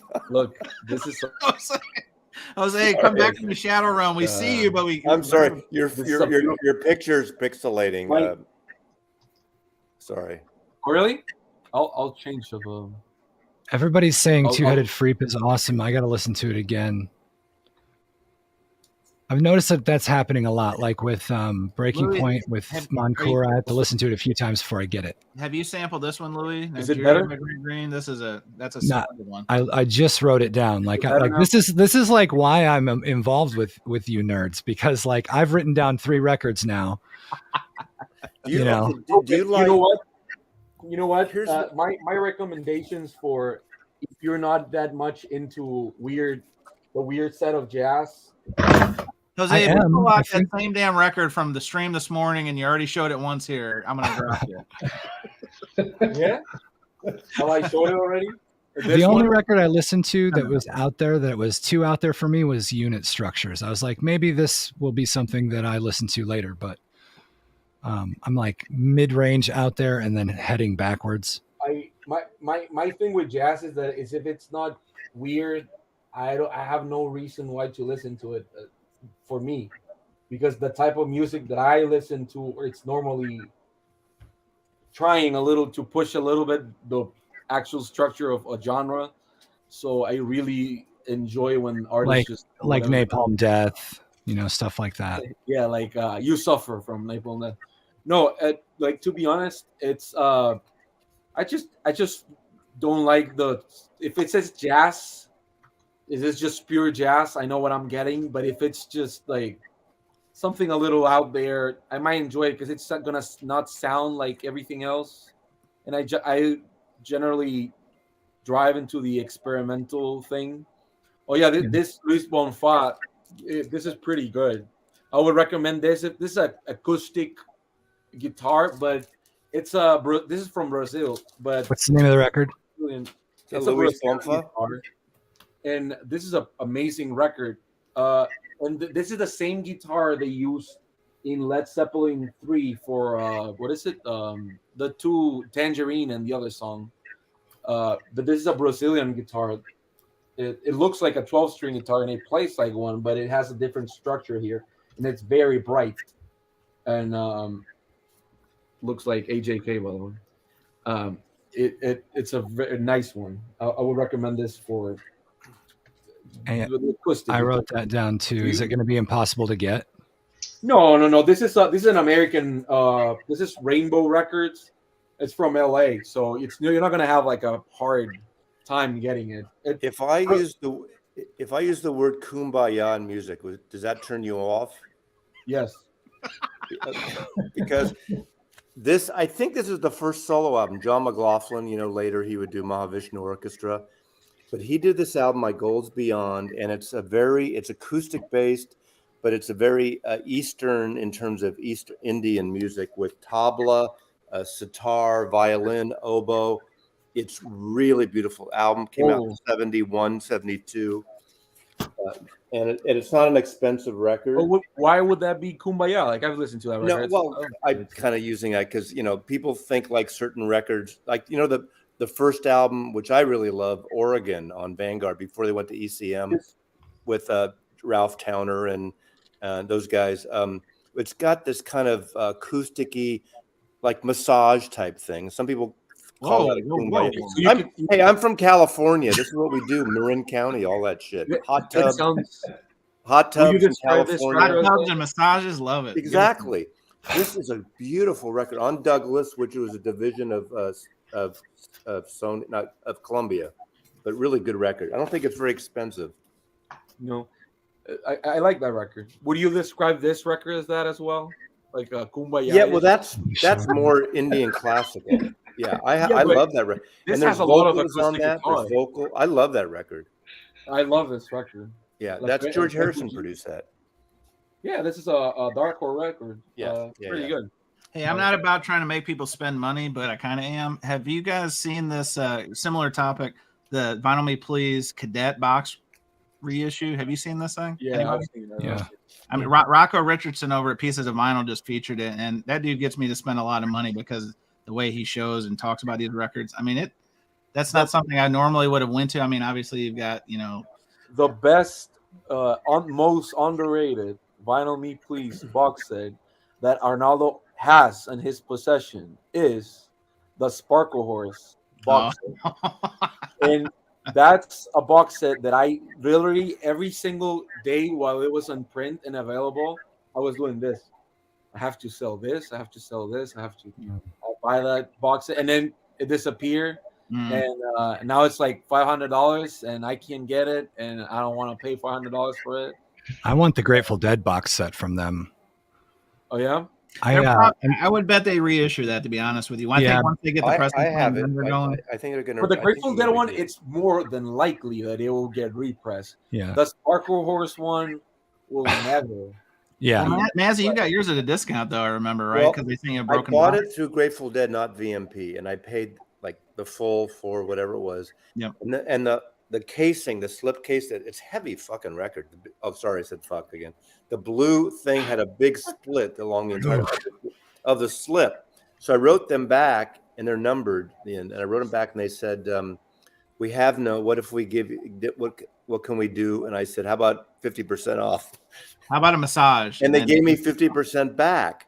And then literally 2 months later, someone from the Dead, dead.net said, "We found an extra slipcase. It's not numbers. Do you want it?" So they sent me an unnumbered one. Perfect. So I ended up getting it for like $200 instead of $400. I just want to complete their studio albums, and it's like friggin' impossible. It's so weird. It's really good. It is really good, but it's kind of weird that they didn't do just all the records in order. It was a weird curation, I think. They're all great records. In the Dark, the Vinyl Me Priest. I have it. Super the last good. two, In the Dark and the. I love that record. People always say it's one of the worst, but I highly enjoy that record. Yeah, it's Anthem, and everybody's entitled to enjoy the worst Grateful Dead record ever. Oh, I have every Grateful Dead. Although it's got Touch of Grey on it, and that's all that matters. You know what? I have two versions. The other one it's a MoFi. So there you go. I missed out on their what's the one they just put out? Was it Anthem of the Sun? Yes, I have that too, and that's great. It's sold out, but I have Mazzy. I may have an extra copy. You want me to send you one? I may because they I'll trade you something. All right, yeah, I'll see if I still have it. The Dave Van Ronk one, Vinyl Me Please, has slight the last 2 or 3 songs has not a slight, like a big distortion on the vocals, and I don't know if that's from the original one. That's a Van Gelder actually. He got the Dead Wax for it, and I really like it, but Loyola. I really want. I forgot about that. I really want to check. I love Jason Malone. You have this. Melina. You have this. The I don't have. All I have is the Magnolia, and I have some of his stuff. This is a beautiful box set. The Song Sohaya, her late wife, put this up, and it comes with like a bunch of like cards and letters that he wrote to her, love letters that he wrote while he was recording this one. Wow, this is a beautiful. What label put this new box set out? I'm guessing it's secretly Canadian because they own the rights for all the Electric Magnolia, Song Sohaya, Jason. I keep forgetting about that. I haven't seen it anywhere. So but get this one. It's like probably $80 right now on Discogs, and it's just one record, but it is beautiful. Yeah, it's secretly Canadian, right? I have the UK version of that. This is the UK version. Yeah, that's the one I have. Fire. How much? I like it. Some people said the sound. I haven't heard the American one, but I like that. I thought the sounded good. I haven't compared it to the reissue yet, but I will. But this thing. That's an original. Oh, I'm sorry. Yes, this is the. Oh, I don't have an original. Yeah. A Built to Last. Roja. Grateful Dead record. Don't disrespect Built to Last. That's a great Grateful Dead record. Well, there's another Record Store Day. There's another good show record. I mean, I buy all the Record Store Day Dead boxes. Oh yeah, what's everybody's pick for Record Store Day this year? To me, the Dead and the Nuggets box. I didn't even know there was a Dead thing for Record Store Day. There's always a Dead thing, Louis. It's always. What is it? It's a Dead thing. Live show. I don't want any live shit. That's the thing. Oh, really? Oh, live, yeah. I've seen him live. That's the Grateful Dead thing. I've seen him live. I saw the last Grateful Dead show ever. That was enough. Well, that's the wrong time to see him. No shit, Mazzy, but I'm only so old. God damn I it! know I didn't grow up being next door neighbors to him, you know. Respect your elders. Did you say but what's Record great Store about- Day? That's So, it. so yeah, really, yeah. for your benefit, this is the one that's coming out for Record Store Day. What- Boston what- Garden Live '77. Yeah, well, that's the same. Isn't it the same year as Cornell? Live Dead are better than Studio Well, Dead. what's great about all these box sets, they use a plangent process to really get great results. You know, there's if anybody's for whatever reason it's close to Woodstock, New York, there's a store that only stocked Grateful Dead stuff, and it's pretty good. Now, what is this, Arnaldo? What is What you that? got? This is Ali Farkatoure's Green. Oh, Is that coming out Nice. Record Store Day? That's coming out Record Store Day. How did you get one? 'Cause Tell us your secrets. he's in the biz. I know. He I have knows. that. I love that. Reissue. Now they just nice. put that out. Are they doing another version of it? It's the 20th anniversary. It's on white vinyl. Yeah, I love that record. I mean, yeah. Here's your comp. Oh wow, I didn't know What about is that? It's Keith Richards. Keith Richards. Well, you're getting light there. You're getting a ring. You're getting a ringworm there. Hard to dodge the ring light. You know, Arnaldo. somebody gifted me a 7-inch of Keith Richards. Actually, record this one's actually really nicely done. It's heavy cardstock, really well done. When was Well, that recorded? I never saw that record. It's a compilation of the first three albums, basically the first two albums plus tracks from the live. Interesting. It's really well made. And then I don't know if you guys know about Paradise Garage. Probably Nadine will know about it. I don't know it. It's like disco, kind of like disco dance music from like Paradise Garage in New York from the 80s. This is a Duran Duran offshoot project, TV Mania, that has Warren Cucurullo and Nick Rhodes. Do you like the Duran Duran movie? Which one? The David Lynch concert? You know, I don't think I ever saw that. Oh, it's pretty good. You should. And then this got reissued. Oh, This Clark is- Kent. That's the Stuart- police guy, Yeah, Stuart Copeland's Stuart Copeland, right? solo album. The Police. Yeah. Yes, he did a solo album under Clark Kent. That's the name of it. I saw what's the Queen drummer Taylor? And then the last one that I have is the Garbage 12-inch. Oh wow. Is that Which for records today as well? Really good version of Cities and Dust by Susie.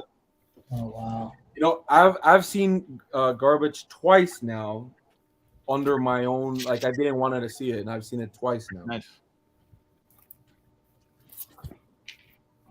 Bringing the heat. I mean, you even got "Oh Wow" from Mr. Rojas. I know. Wow. I'm gonna record this and maybe one I'll of my do videos. a lame unboxing video tomorrow, Saturday. Yeah, that's cool. This is so much fun for me. Like I get all of your information. I just suck it out of the screen, and then my collection grows. But like I have all these different like Can teachers. I give you another from- recommendation on behalf of from Jose? Yeah. Another recommendation on behalf of Jose. No, No, no, You just no, got no, no. Rojas.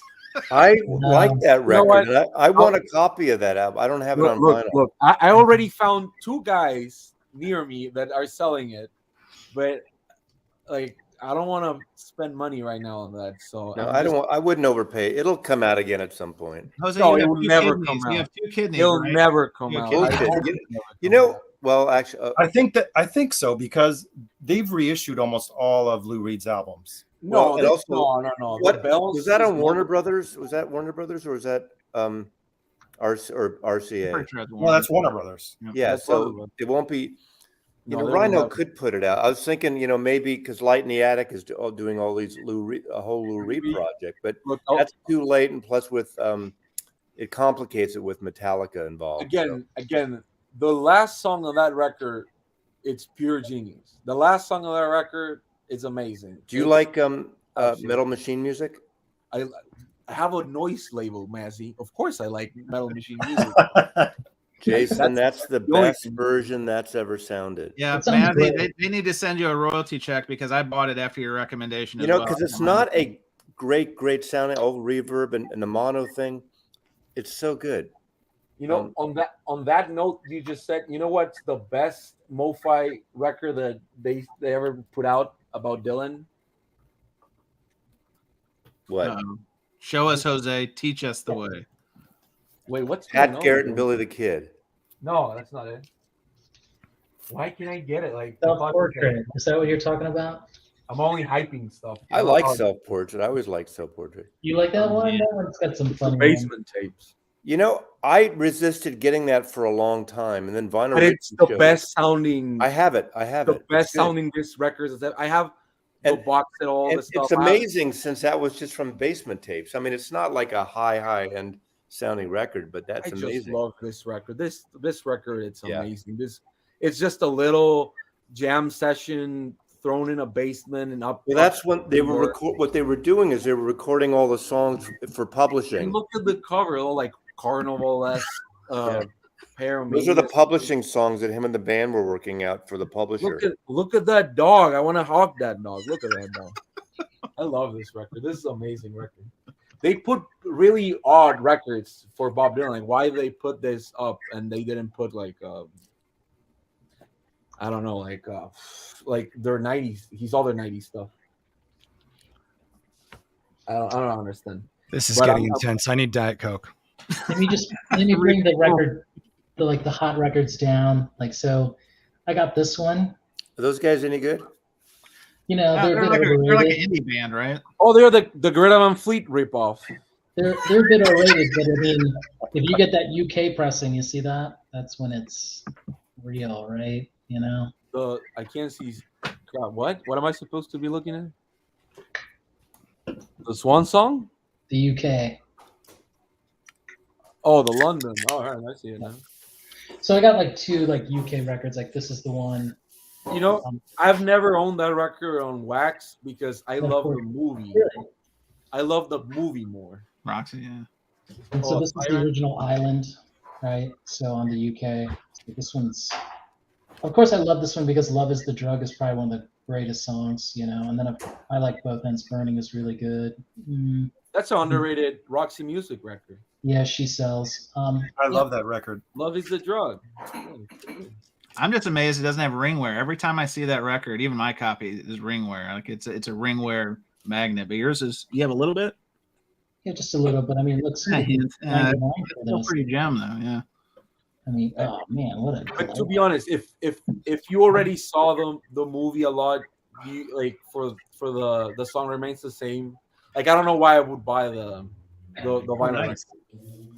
The BBC sessions for hang on, we gotta go around the horn. Drink of choice. This is a real beverage. Elliot, let me answer Elliot. I've shipped everything except for 10 records.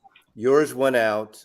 Everything shipped on Tuesday, and I was out. This business. Hang on a second. I need to get a cut of this. Hang on. I was out Wednesday. I just got back 3 hours ago. Did you go to Michelle's place? It looked like you were in the wilderness, man. Yeah, I was up at the Alpaca Ranch.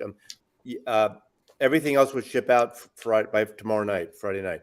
All the big boxes, the multiple orders were shipped out, and Elliot's yours went out on Tuesday.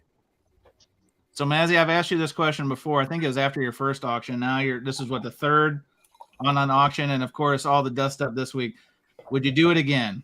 Or are you just going to keep doing it? Well, with this guy, the Dizzy, we're supposedly going to do one a month. One a month, okay. And if in perpetuity, or that's got to end at some point, right? Well, he's got like probably about 6,000 or 7,000 more records left. Jeez.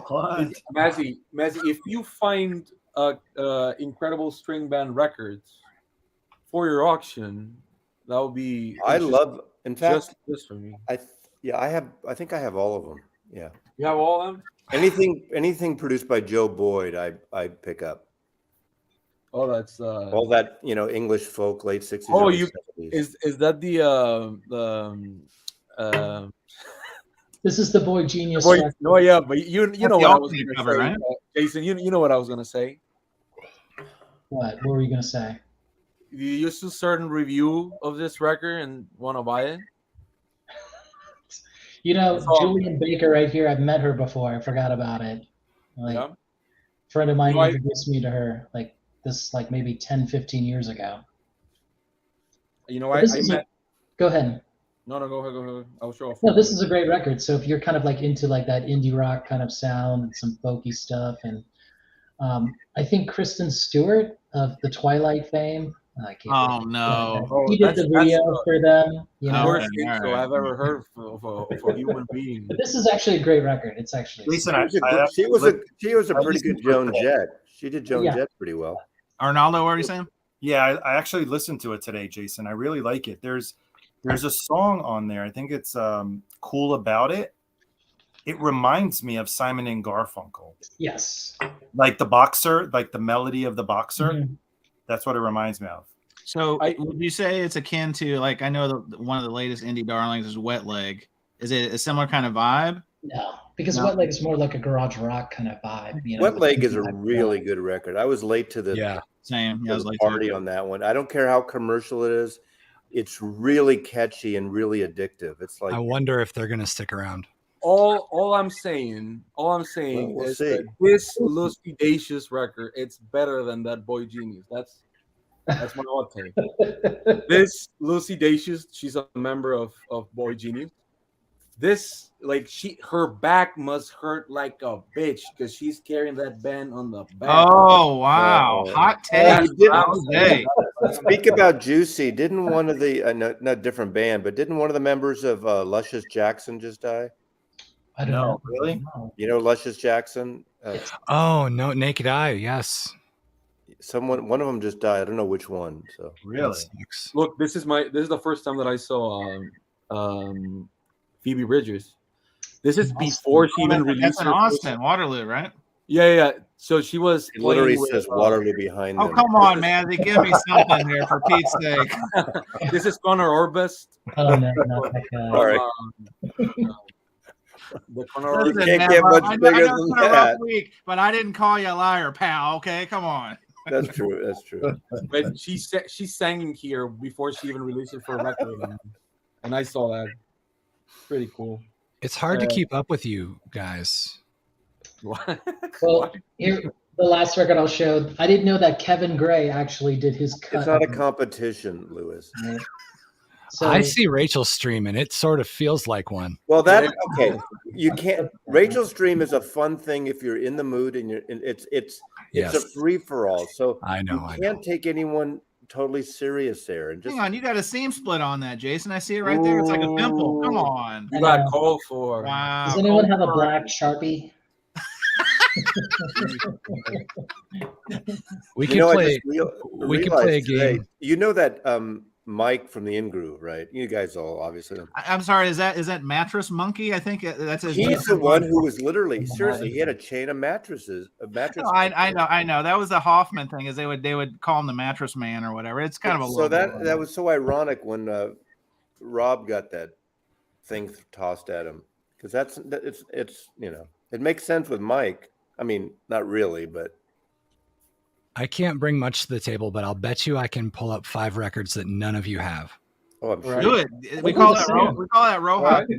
Is this the Louis challenge? Yeah. Okay. Right. Now my Jedi Master, my Metal Yoda is Metal Theologian. Are you gonna? Oh, Aaron. Yeah. I love He Aaron. knows more about he has forgotten more about metal than I'll ever know about anything.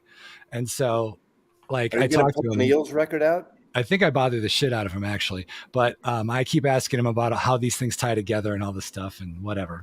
But check this magic out. Telekinetic Yeti. The name too. Jose, this has got your name written all over it. That's he the kind showed of that shit I record. love. He showed that. Yes, he did, and that's why I Yeah. have it because I 'Cause listened I to remember it. what he showed. I just don't remember the Yeah. names. Yeah.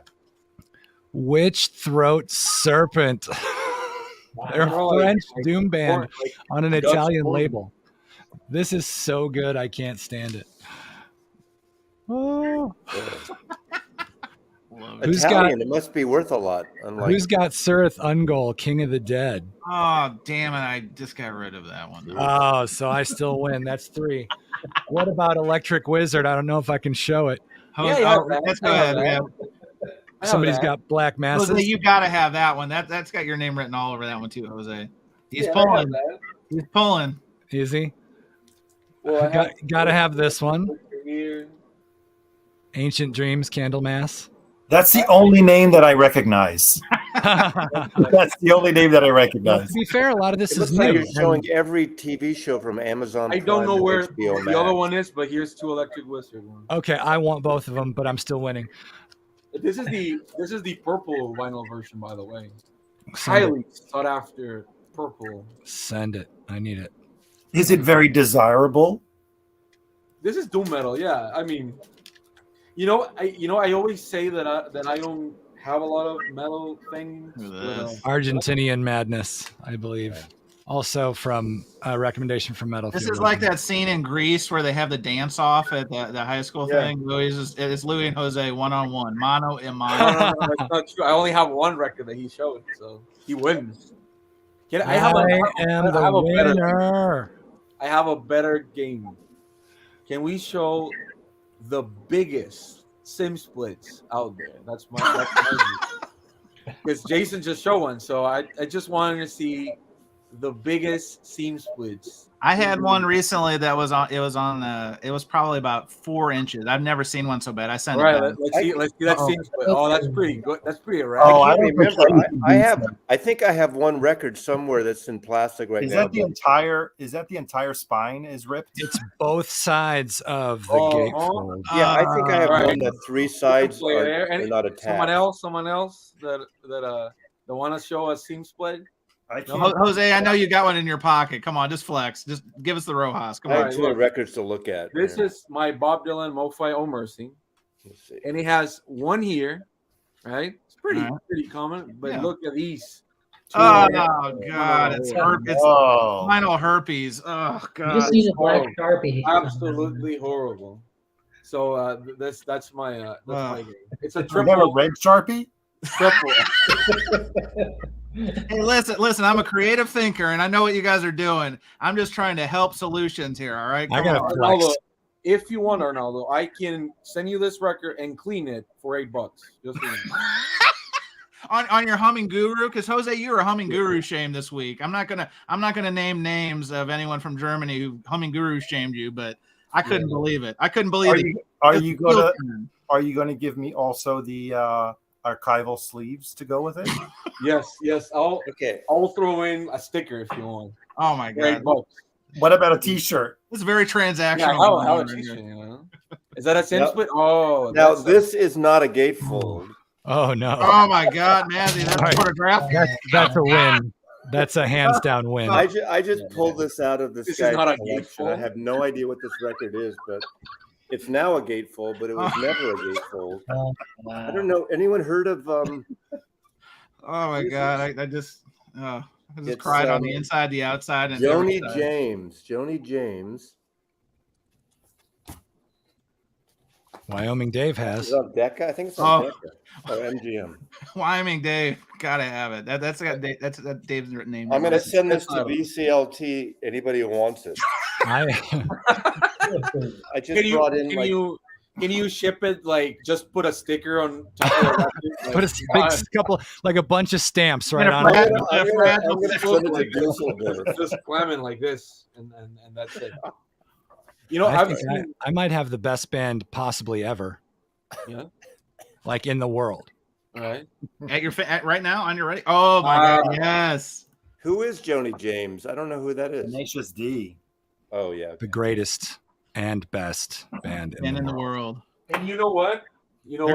They're on tour. I'm seeing them with that guy. Who's I met him. I talked to him. Bacon Bits. Have you seen that guy? He's opening for him. He plays all his instruments and sings at the same time. They opened for friggin' Weezer, I think, and I saw them, and I got to talk to Jack and Kyle for like an hour. It was awesome. I heard they're coming out with a new album. This is top 3. They are one of the worst sounding vinyl records I've ever listened to in my life. Granted, I don't know why is that, but this is the anniversary version. Do you have like an original one? Because I can't talk about I have an original, yeah. I don't know what this is. This reissue just sounds like you're playing it in your phone really Like loud. when I play it, like just like heavenly light starts shining into my room, so it's like And you start floating. you play Wonder the Boy? address. Can you- I need- Oh my! That's I need great. the full address here. Can't wait! Can't wait! I love that. This is not a gay phone. Just like, You know, there was a time when I remember in the '80s, I go to New York and I get these posters. And you remember when Kenny Scharf what's the artist that did the dog barking that died of AIDS, the artist in New York, Keith Haring. Keith Haring. Oh, And we get these posters. I remember, and we had this thing. I had a friend in San Francisco, and I would get the posters off the poles or off of buildings. You know, we'd fold them up. We'd draw a picture of a stamp, literally draw a picture of a stamp, and mail it like that. And they would always go through. beautiful, Jose. Your don't, technique. Don't mind me. Don't mind me doing a MoFi repair job here. Your ERC moment here. Don't mind That me. ERC please. moment right here, courtesy of I'm Jose. just using my Sharpie to clean up my MoFi record. Can you pull up a screenshot of me doing the other one and do a compare, please? What is this high tech job that I just asked? Like, oh look, will you say it improved? Yes or no? 1,000,000%. Show us, Jose. Look at that. It went from 8 to 10. That's right. Damn, it didn't I go think for we Buff should right out. I think we should do an art presentation. Up there. Oh, you have. Is that autographed? Oh, Keith Haring. Oh, he's like dead for like 20, 30 He died years. in the '80s. He was one of the first major artists that died of AIDS. Look, my MoFi. Hang on. Mazzy's got art Oh project. my god. Like a Batman villain. Looks I'm my, gonna Great. You So could Mazzy, I heard that's a lost UB40 record, right? right. See, okay, Jose, what do you Jason, mean? that's the thing. People have to have a sense of humor, don't you think? Oh my, Of course. oh my God! Look at this. Jose has lost it. that's how you manage your Jose, MoFi. now that you sharpied it, you could pass it for an ERC. Look, it's all flaky now. Oh. Oh, by the way, just so everybody knows, this is my second copy, so it's like it doesn't matter if I do it or not. Hi, howdy ho. Yeah, Mazzy's, I'm not even Mazzy's on the stoned, big. or I haven't been drinking alcohol. This is the moment that Mazzy went over the edge. This week on the Rachel streams have done it to him, and now Yeah, totally. I'm lost it. I had Does 2 anybody days- have this? I had 2 days in nature. That's enough, you know. Oh, I've seen that cover like 5 times in like What the is last that? 2 months. This What is is Oh, you know who? Cole showed that on the Rachel stream. Dylan from Noble Records made me interested in this. This is the weirdest record I have, maybe. and what's weird about it? Is that the one that he said that his neighbors came in and talked to each No, other? no. This is Speed, Glue, and Shinky. Eve is the name of the record. It's like 70s Japanese heavy, like kind of heavy psych, but it's just like they do really weird things. Like there's an entire track of just strange noises. There's 2 tracks that cut off. They like mid line that just stop and go to the next track. Like in Ween. Yes. Well, okay. Ween is overall a much weirder band, which is also I saw a copy of the Mollusk for like $80. What the Yeah. hell, man? You know how much I pay for that record? How much? $2? No, I Oh, pay don't pull out the Goodwill stash. Come on now. No, I paid $15 for that. I need it. I want that record so bad. Yeah, you know what? That's not even my favorite Ween record. So if you have chocolate and cheese, I could trade you for it. I wish I had chocolate and cheese as well. It's like $150 record, isn't it? Right now. Yeah. This is the green vinyl, by the way. Oh my Jason, god! do you have chocolate and cheese? This is I used to- it was on clearance. Like nobody Used to wanted have- this. I got this in Austin actually.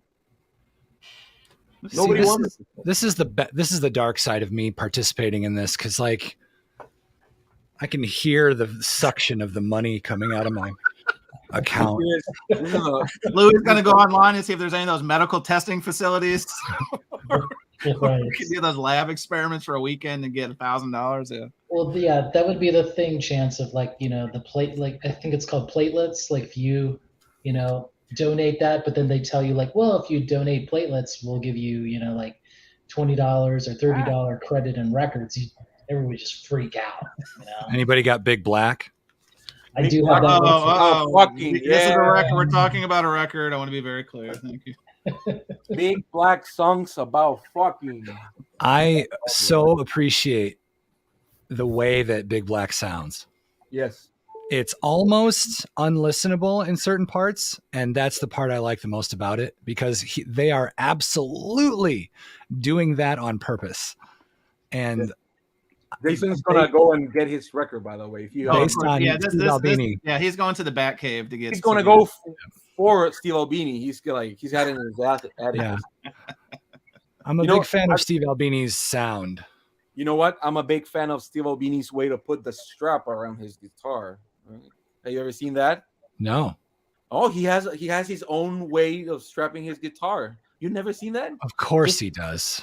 Just Google him on stage, and he has he puts around it and stick it like this, so he can play without his hands holding it or his thing. It looks like a belt. Yeah. Shellac's guitar tone I appreciate more than Big Black's, but I appreciate them both in this for the same reason. It's because of Steve Albini that I understand how to mid-side mic acoustic guitars, and that changed my friggin' life. So this is a hard one to get, like the Flowers on the UK. This is the mono, of course. Is that a gatefold? No, it's just water damaged, unfortunately. But then this one, right, the US copy, right? Let me back up here, right? All right. So I think these are going for over 100 or something, but it's so you see wait. how. Wait. Oh, those are UK. What? Yeah, wait. This is a UK. But that didn't come out in the. Oh, shh, right? That's That's American comp. Well, yeah, but it did come out in the UK. Oh, later. When did it come out in the UK? Pod. I think it came out just a couple years later.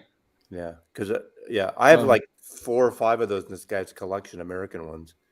You know what? I just want to extend this opportunity to let anyone know that if they have a Ween record that they don't want, they can trade it for something. This is the solicitation portion of the presentation. Yes, what are the records you're looking for, and let's lean on and leverage this opportunity. If you own a pod, chocolate and cheese, please send them my way. Thanks.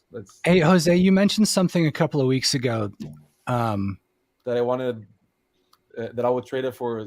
You said something to the effect that you like Yola Tango.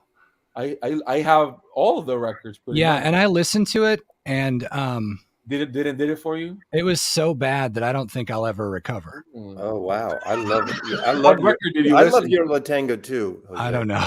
It was just a small section, but I was like, "What the hell?" Well, it's one of those bands that they have so many records. I had the same problem with Wilco. I can't get into Wilco either. I hear you on that one. I don't know. I'm going to give it another chance, and I'm just kidding, right? About Yola Tango. Did you do Yankee Fox? I'll give you an example. Do you like Sonic Youth? Not as much as everybody thinks I should. But because Thorsten Moore has records with the guitar Nels Klein of Wilco, and that's how I got a little bit more into Wilco, for example. And then Yola Tango has a lot of different stuff that I would suggest you. The new album is great, Jose. I watched them live on KXP, and they didn't sound good, and that made me very sad. But they have you check out the session they recorded in the rooftop? Did you watch that one? No, they were in the studio. No, watch the other one. But yeah. Okay, well, here the reason I ask is not to shit on Yola Tango. It's, can you recommend a song or two that you think is beyond criticism so I can listen to it? You don't have to like everything. You want something slow? It's not about liking for me right now, Mazzy. It's about learning. Do you when you listen to a band, you like something that is slow or something that is faster? Both. Just. I literally just showed 22 jazz records and then some friggin' doom. Have Did you listen to Hotel Yankee Foxtrot? It's kind of out there, but in a good way for Wilco. That's their big. Yeah, I know that's their big one. Well, it's not even their most accessible. It's very. What is that? It might be their least accessible record.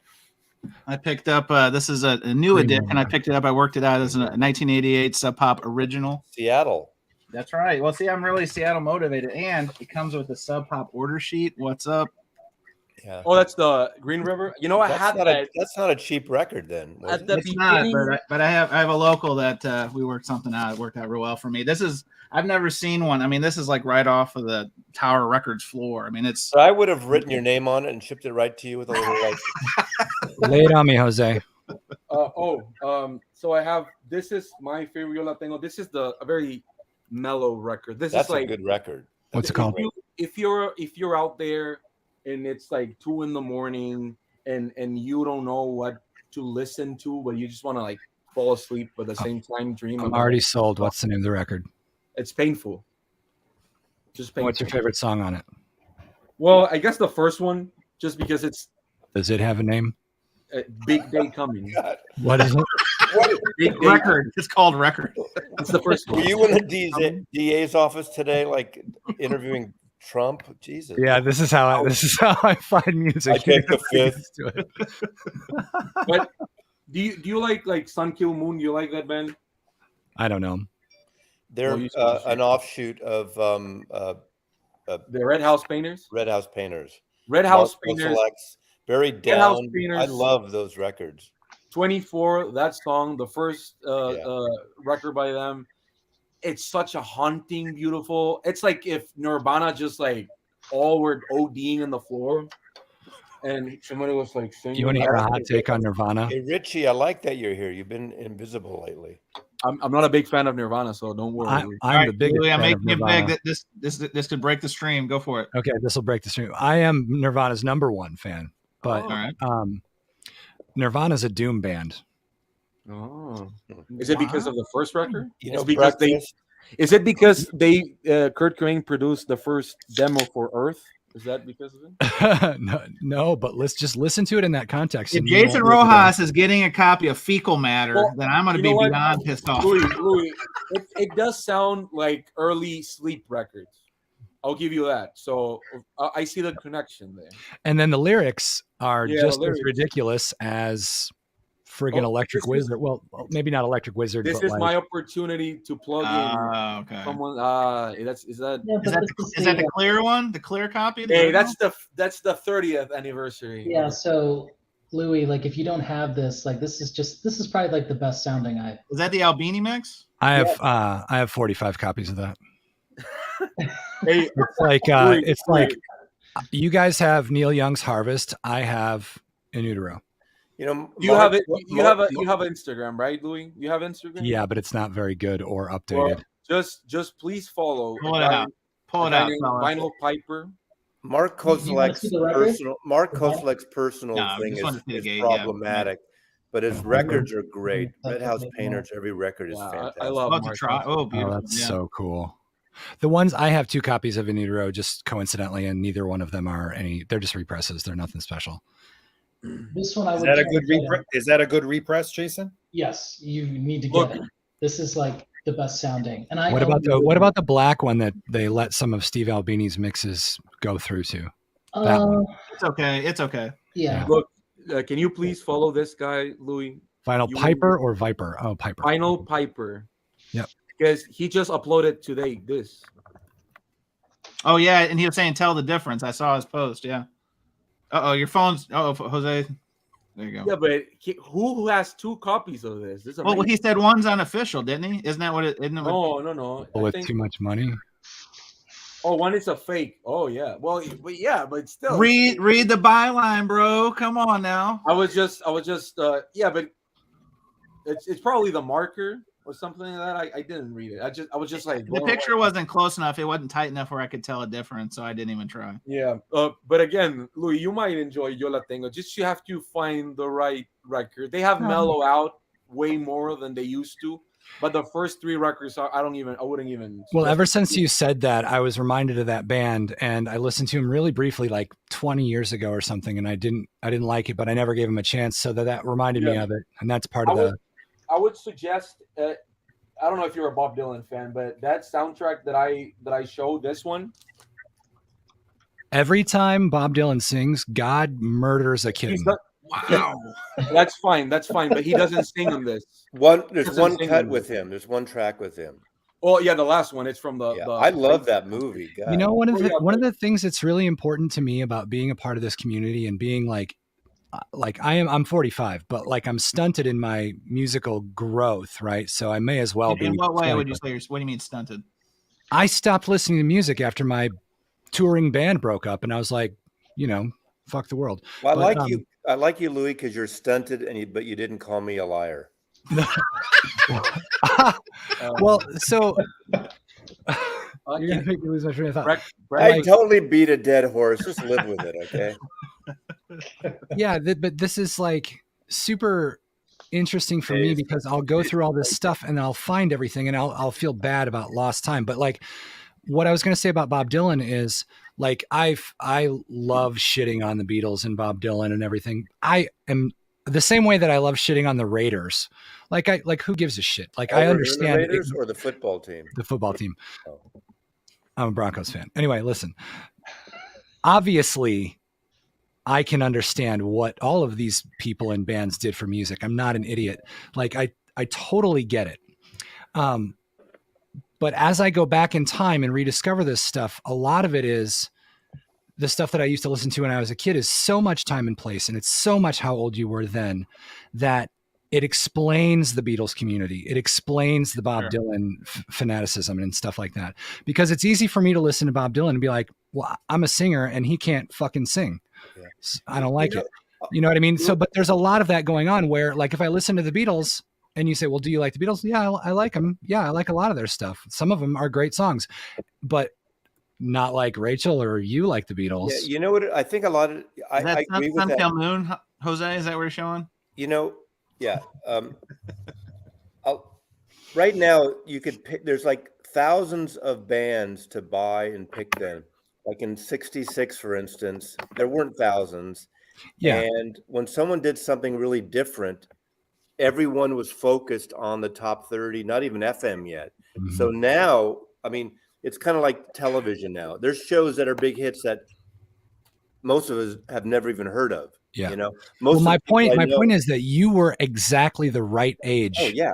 For that to be part of your DNA forever. Yes, absolutely. Yep. There was nothing else like, everyone likes to, Sgt. Pepper overrated album. It's not the number one album.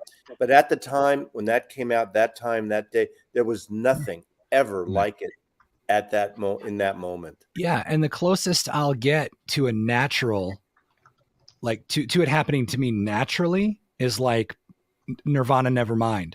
Yes. And like Pearl Jam 10 and Appetite for Destruction and things like that. Like, I didn't have a summer of 69. You know what I mean?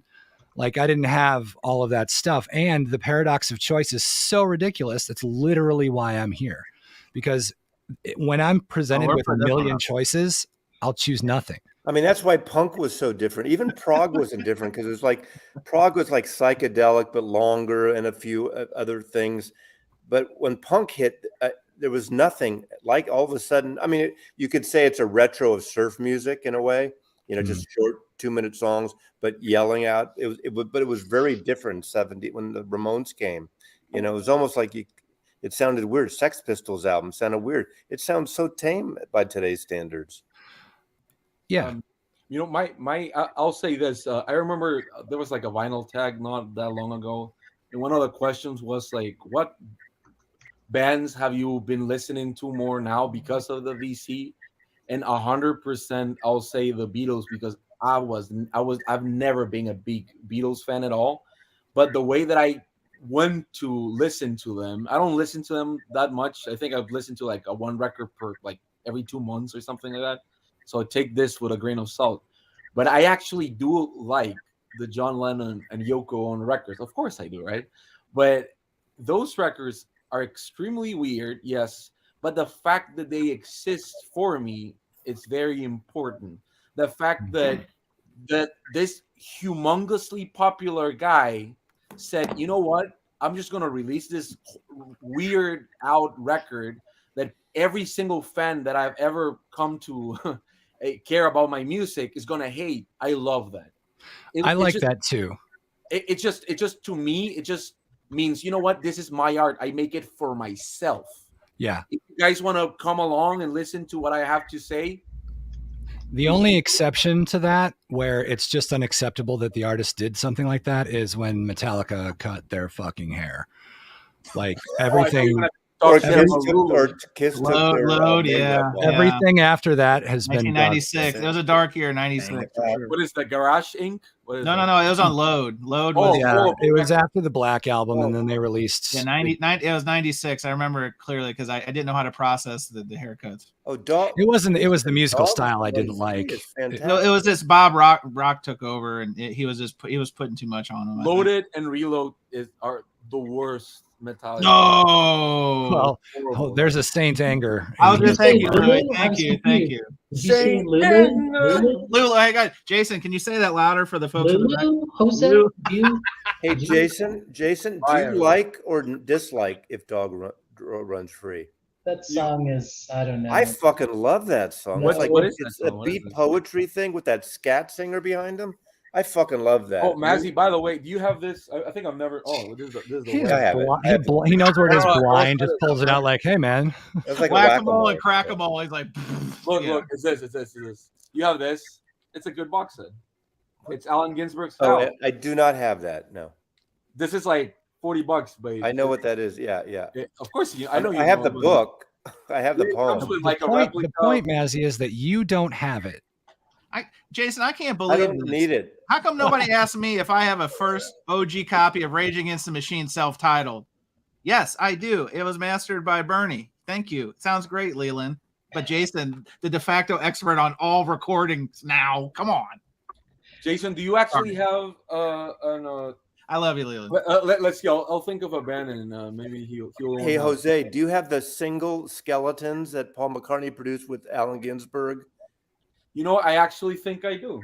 Yeah. Who's the band behind him? It's McCartney and I know. I mean, he did the thing with the Clash also, but that was different. yeah. What is it? The meditation, right? Do the meditation.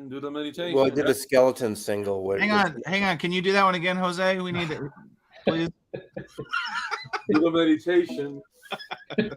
I love Allen Ginsberg, but you know, and Yes, and it's AAA, Leland. this is my favorite color of a vinyl variant ever in existence. This is a Willem S. Burroughs record, and I'll show you the color and tell me what color do you think this is? What do they? Okra. Oh boy, Oh, that's cool. Oh, hey, I got something that's just like that. I would say is my on the color PMS wheel. Is that psychedelic horseshit? Is that Yes. the color? Okay. Yes. This is Blood, Guts, and Semen vinyl version. I thought you didn't like Metallica Reload, Jose. That's This is Load. oh yeah, it's Load. Yeah, that's true. Yeah, this is just Load. Oh, the Oh, U. you. There you go. I haven't listened to that record since like 2000. It was a big influence on my band, man. This band changed my life. Yeah, I like it, but I haven't listened to it. Like Blood, Snow, and Asphalt. Yeah, I please buy this box set because it didn't sell well, I guess, but it's pretty good. You know, Well, I think we're going to wind it down probably about another 5 minutes just because I know we've been going on a little long. But Arnaldo, you've been quiet. What's going on over there? I know you're on the East Coast time. I hope we're not running you too late, pal. No, he's it's waiting to like- show that Lulu record again. No, the freeze, the stream has been freezing on me, so I can't really tell who's talking at what time. But I think now we're Alright. back. Maybe my Just internet was- assume it's Jose and Jose's showing a record no one else has. Jose. Is that an original? No, it's I mean, it's definitely it's from Yeah. Pocket Series from City Lights Books. What issue? I is have it? like 9 copies of Howl. Yeah, this I is collect Howl. this is the 27th printing, 1974, 300,000 copies in print by that point. This is the one. There was a huge. This is 1958 or 59. There was a big lawsuit, and it went to court for obscenity charges in San Francisco. When you read thanks to this little book, we have freedom. You have freedom of speech in the U.S. basically for yeah, print. because of this book. Not in Missouri or Texas or Tennessee or Florida. We're banning fucking books now. Who can? Yeah, I told my girlfriend she would come around after the 60s and all that stuff. We're banning books again. Yeah, and it's so fucking stupid. I live in Texas, and I told my girlfriend that she's no longer allowed to look directly at me or speak. Books for your kids, that's fair, but banning books, like, well, without getting political, it's an overt war on women as well. It's unbelievable. What part of Texas are you in, Louis? I live relatively squarely between, equidistant from Fort Worth and Dallas. Well, Louis, this is an open invitation because we're getting the posse together for the Austin Record Show in the fall, not the one coming up next month. Yeah, I want to go. I want to go. You should come out for real. It'd be great to have a nice big. Is it October? October. It's the third. It's September. Hold please. It's the early birds Friday the 29th. It's the 30th Saturday and Sunday the 1st October. Yeah. Send me a reminder. I don't know if I can make it. But look at what Vinyl Richie said. What are you saying? This is getting as boring as this is. Oh, listen! Ever since Vinyl Richie monetized, I don't know if I can watch him anymore. He's lost his edge. He's lost his edge. Yeah, Vinyl Richie's been doing like a video a day, right? This is what I'm listening. And then I get a lot of shit. I pick a lot of stuff up from him too. Nice. Yeah, he's like Punk Yoda, right?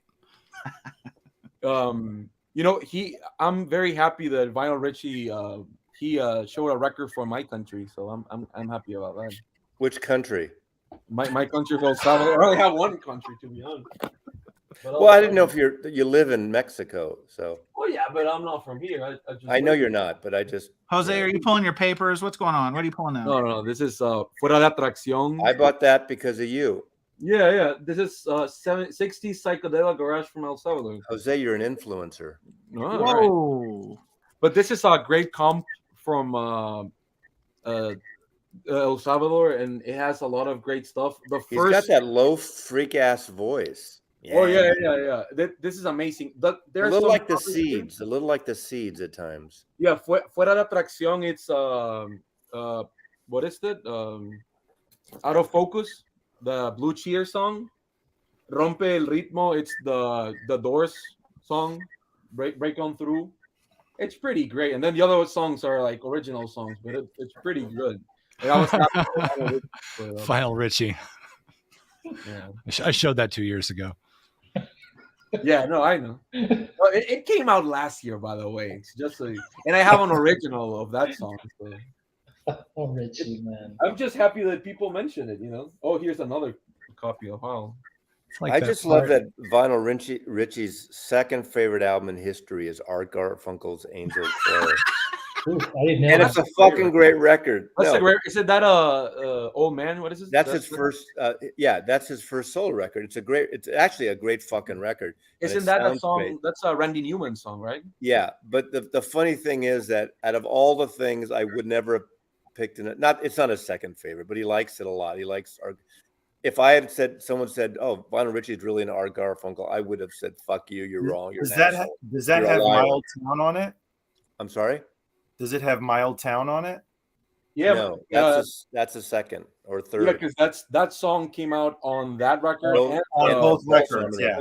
This is the one that recorded in San Francisco. This is the one. That's the one. Part of Great Cathedral. Gary Garcia's on it. It's got Jimmy Webb songs. It's a beautiful. I mean, it's my favorite. Jason, if you're gonna pull, it's my favorite schmaltzy record of all time. It's such a gorgeous. Pulling out. Is that Souvlaki? It is. Or how people say it in rural Texas, Souvlaki. Are you familiar with this record? Anybody? The cover, but I don't know about the music. I've seen them 3 times now. I have all the reissues, but I have that. I'd be pissed if I was in a band and only showed one of my eyes. Well, it's shoegaze, so it doesn't matter. Oh, right. Well, Can I show a record? Please. Oh, yeah. What is that? This is Marianne Faithfull, Kissin' Time. Oh. Kissing Time? Kissin' Time. And it Which has, when did that one come out? I thought I had all her records. this came out in 2002. And this is probably one of the best records she's done.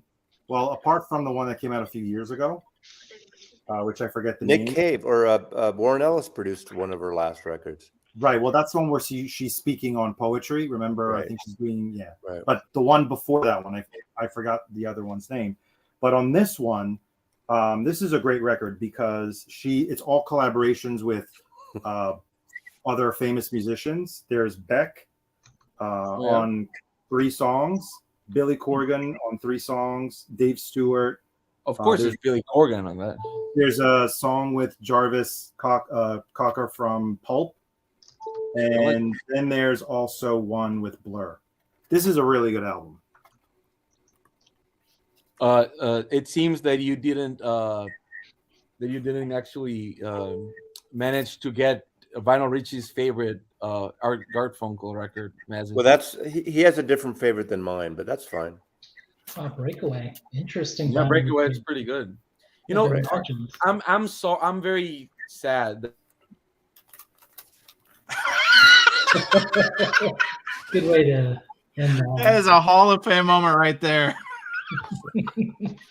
That's a setup for an Irish goodbye. Jose, can you hear us in the fiber optic cables? You know, I'll say one thing, like if we're wrapping up like this and this. Like, Hang on, Jason. We just need to give Jose his 5 minutes here. Okay, no, go ahead. This is such a drastic, like this actually beat the original, which was I just got it 2 eyes, so I'm gonna do the same thing. Yeah. I did it. Yeah, it's great. But like I didn't like some of the other ones. Like I don't know, it's personal preference, but this one, it was totally worth it. Like but I'm looking forward to the VMP Miles box set. Like if Ryan K. Smith gets the tapes, right? Like, Well, see, that's going to be the interesting thing. I resisted, but then I pre-ordered the You were like, oh, what am I supposed? Oh, what was it like? Wax? Like, oh, I have them all already. I have them all already. That's your next T-shirt, Mazzy. I love 4-letter word starts with an I think I love pretty much every Miles MoFi record except for Kind of Blue better. Look, but I'm really curious because if I'm a fan of a box set on the Smiths, I'm going to buy it, even though I have everything. Yeah, of course, I get it. But see, I'm a big fan of Krieg Wonderkind, whatever. No, Mazzy, Creed, come on. Krieg. I just wanted to make sure the stream wasn't going too long. Now you're a fan of I Creed. like his taste. I like his mastering, and I go back and forth with Ryan K. Smith. Sometimes I like it, sometimes. So it'd be really interesting the difference. I mean, obviously, if supposedly it's all analog, I guess. But it's amazing that he's getting all analog stuff because I guess Sterling has a real connection there. Speaking of Ryan K. Smith, do you have the Dylan mono box set that he cut? Yes. How does it compare? Did he cut that? Yeah, he did. How does it compare to the MoFis and to the originals? It's really good. If you have it, it's really good. You don't need anything else. I have it. I didn't buy anything else. I think the MoFis, for the most part, have an edge. But if you don't compare them, you won't know the difference. Uh-oh. You want me to go get it? I'll go get it. What? I got them. I mean, you can show it. I can show it right here too. No. I'm just saying, like, I think the MoFi, it's a bit because it's a stereo. So there's a difference there, right? But some of the MoFis, early MoFis, are mono too. We're talking about the whole box, not one record. Are you talking about one record? Well, I think I don't know what language you guys are speaking right now, but like it's. So Louis, if you ever want to listen to Dylan, if the dogs run free. Let me stop you right there. Morning. I don't. Yeah, he didn't even get Dylan out of his mouth, and Louis is like, "Check, please. Check, please." All right, it's right here. Okay, I have all originals mono, and I have originals. I have 70. I'm all in on Dylan. Anything Dylan does. These are very good, and if you don't have any set, this is the only one you need. Except it's unavailable, I think, right now. It is. or at least not cheap. I give the MoFi the edge on these, but if you don't compare them, it doesn't really matter. It's what you like. I like Krieg's mastering better than Ryan K. Smith. Whatever.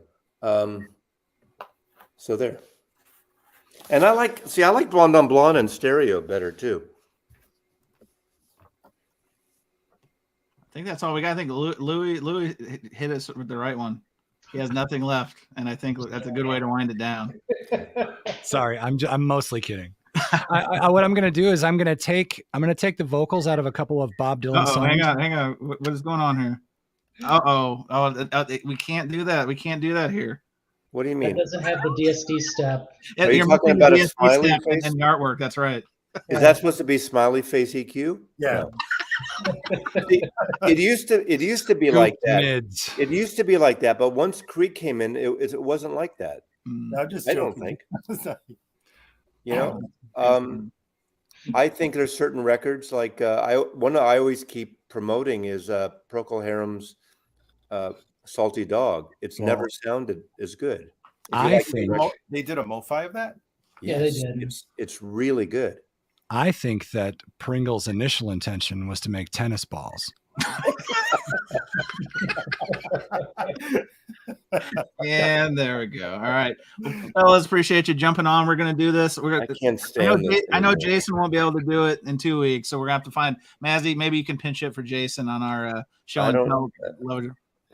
Thanks for having me on. I want Jason to send me a physical postcard from Den Bosch. Okay. Just give me your address via Instagram. Go to Maslov.com, search contact. The address is there. Okay. I didn't know it was that easy, Mazzy. I had to ask for your address. Man, it was already That's there. why he has to. Talking the whole time. It's my world headquarters address. That's where I get it's the home of Maslov Entertainment, HOME, home. It's Maslov Agent International. That's why he gets so many car insurance quotes. Exactly. Awesome. All right, fellas. Well, good run, and we'll do it again in a couple of weeks. Thanks for joining us, and Peanut Gallery. Thanks for checking in. I always appreciate you guys showing up. See you, Jose. Bye, Jose. Come back to us at some point. All right. See you guys. Bye.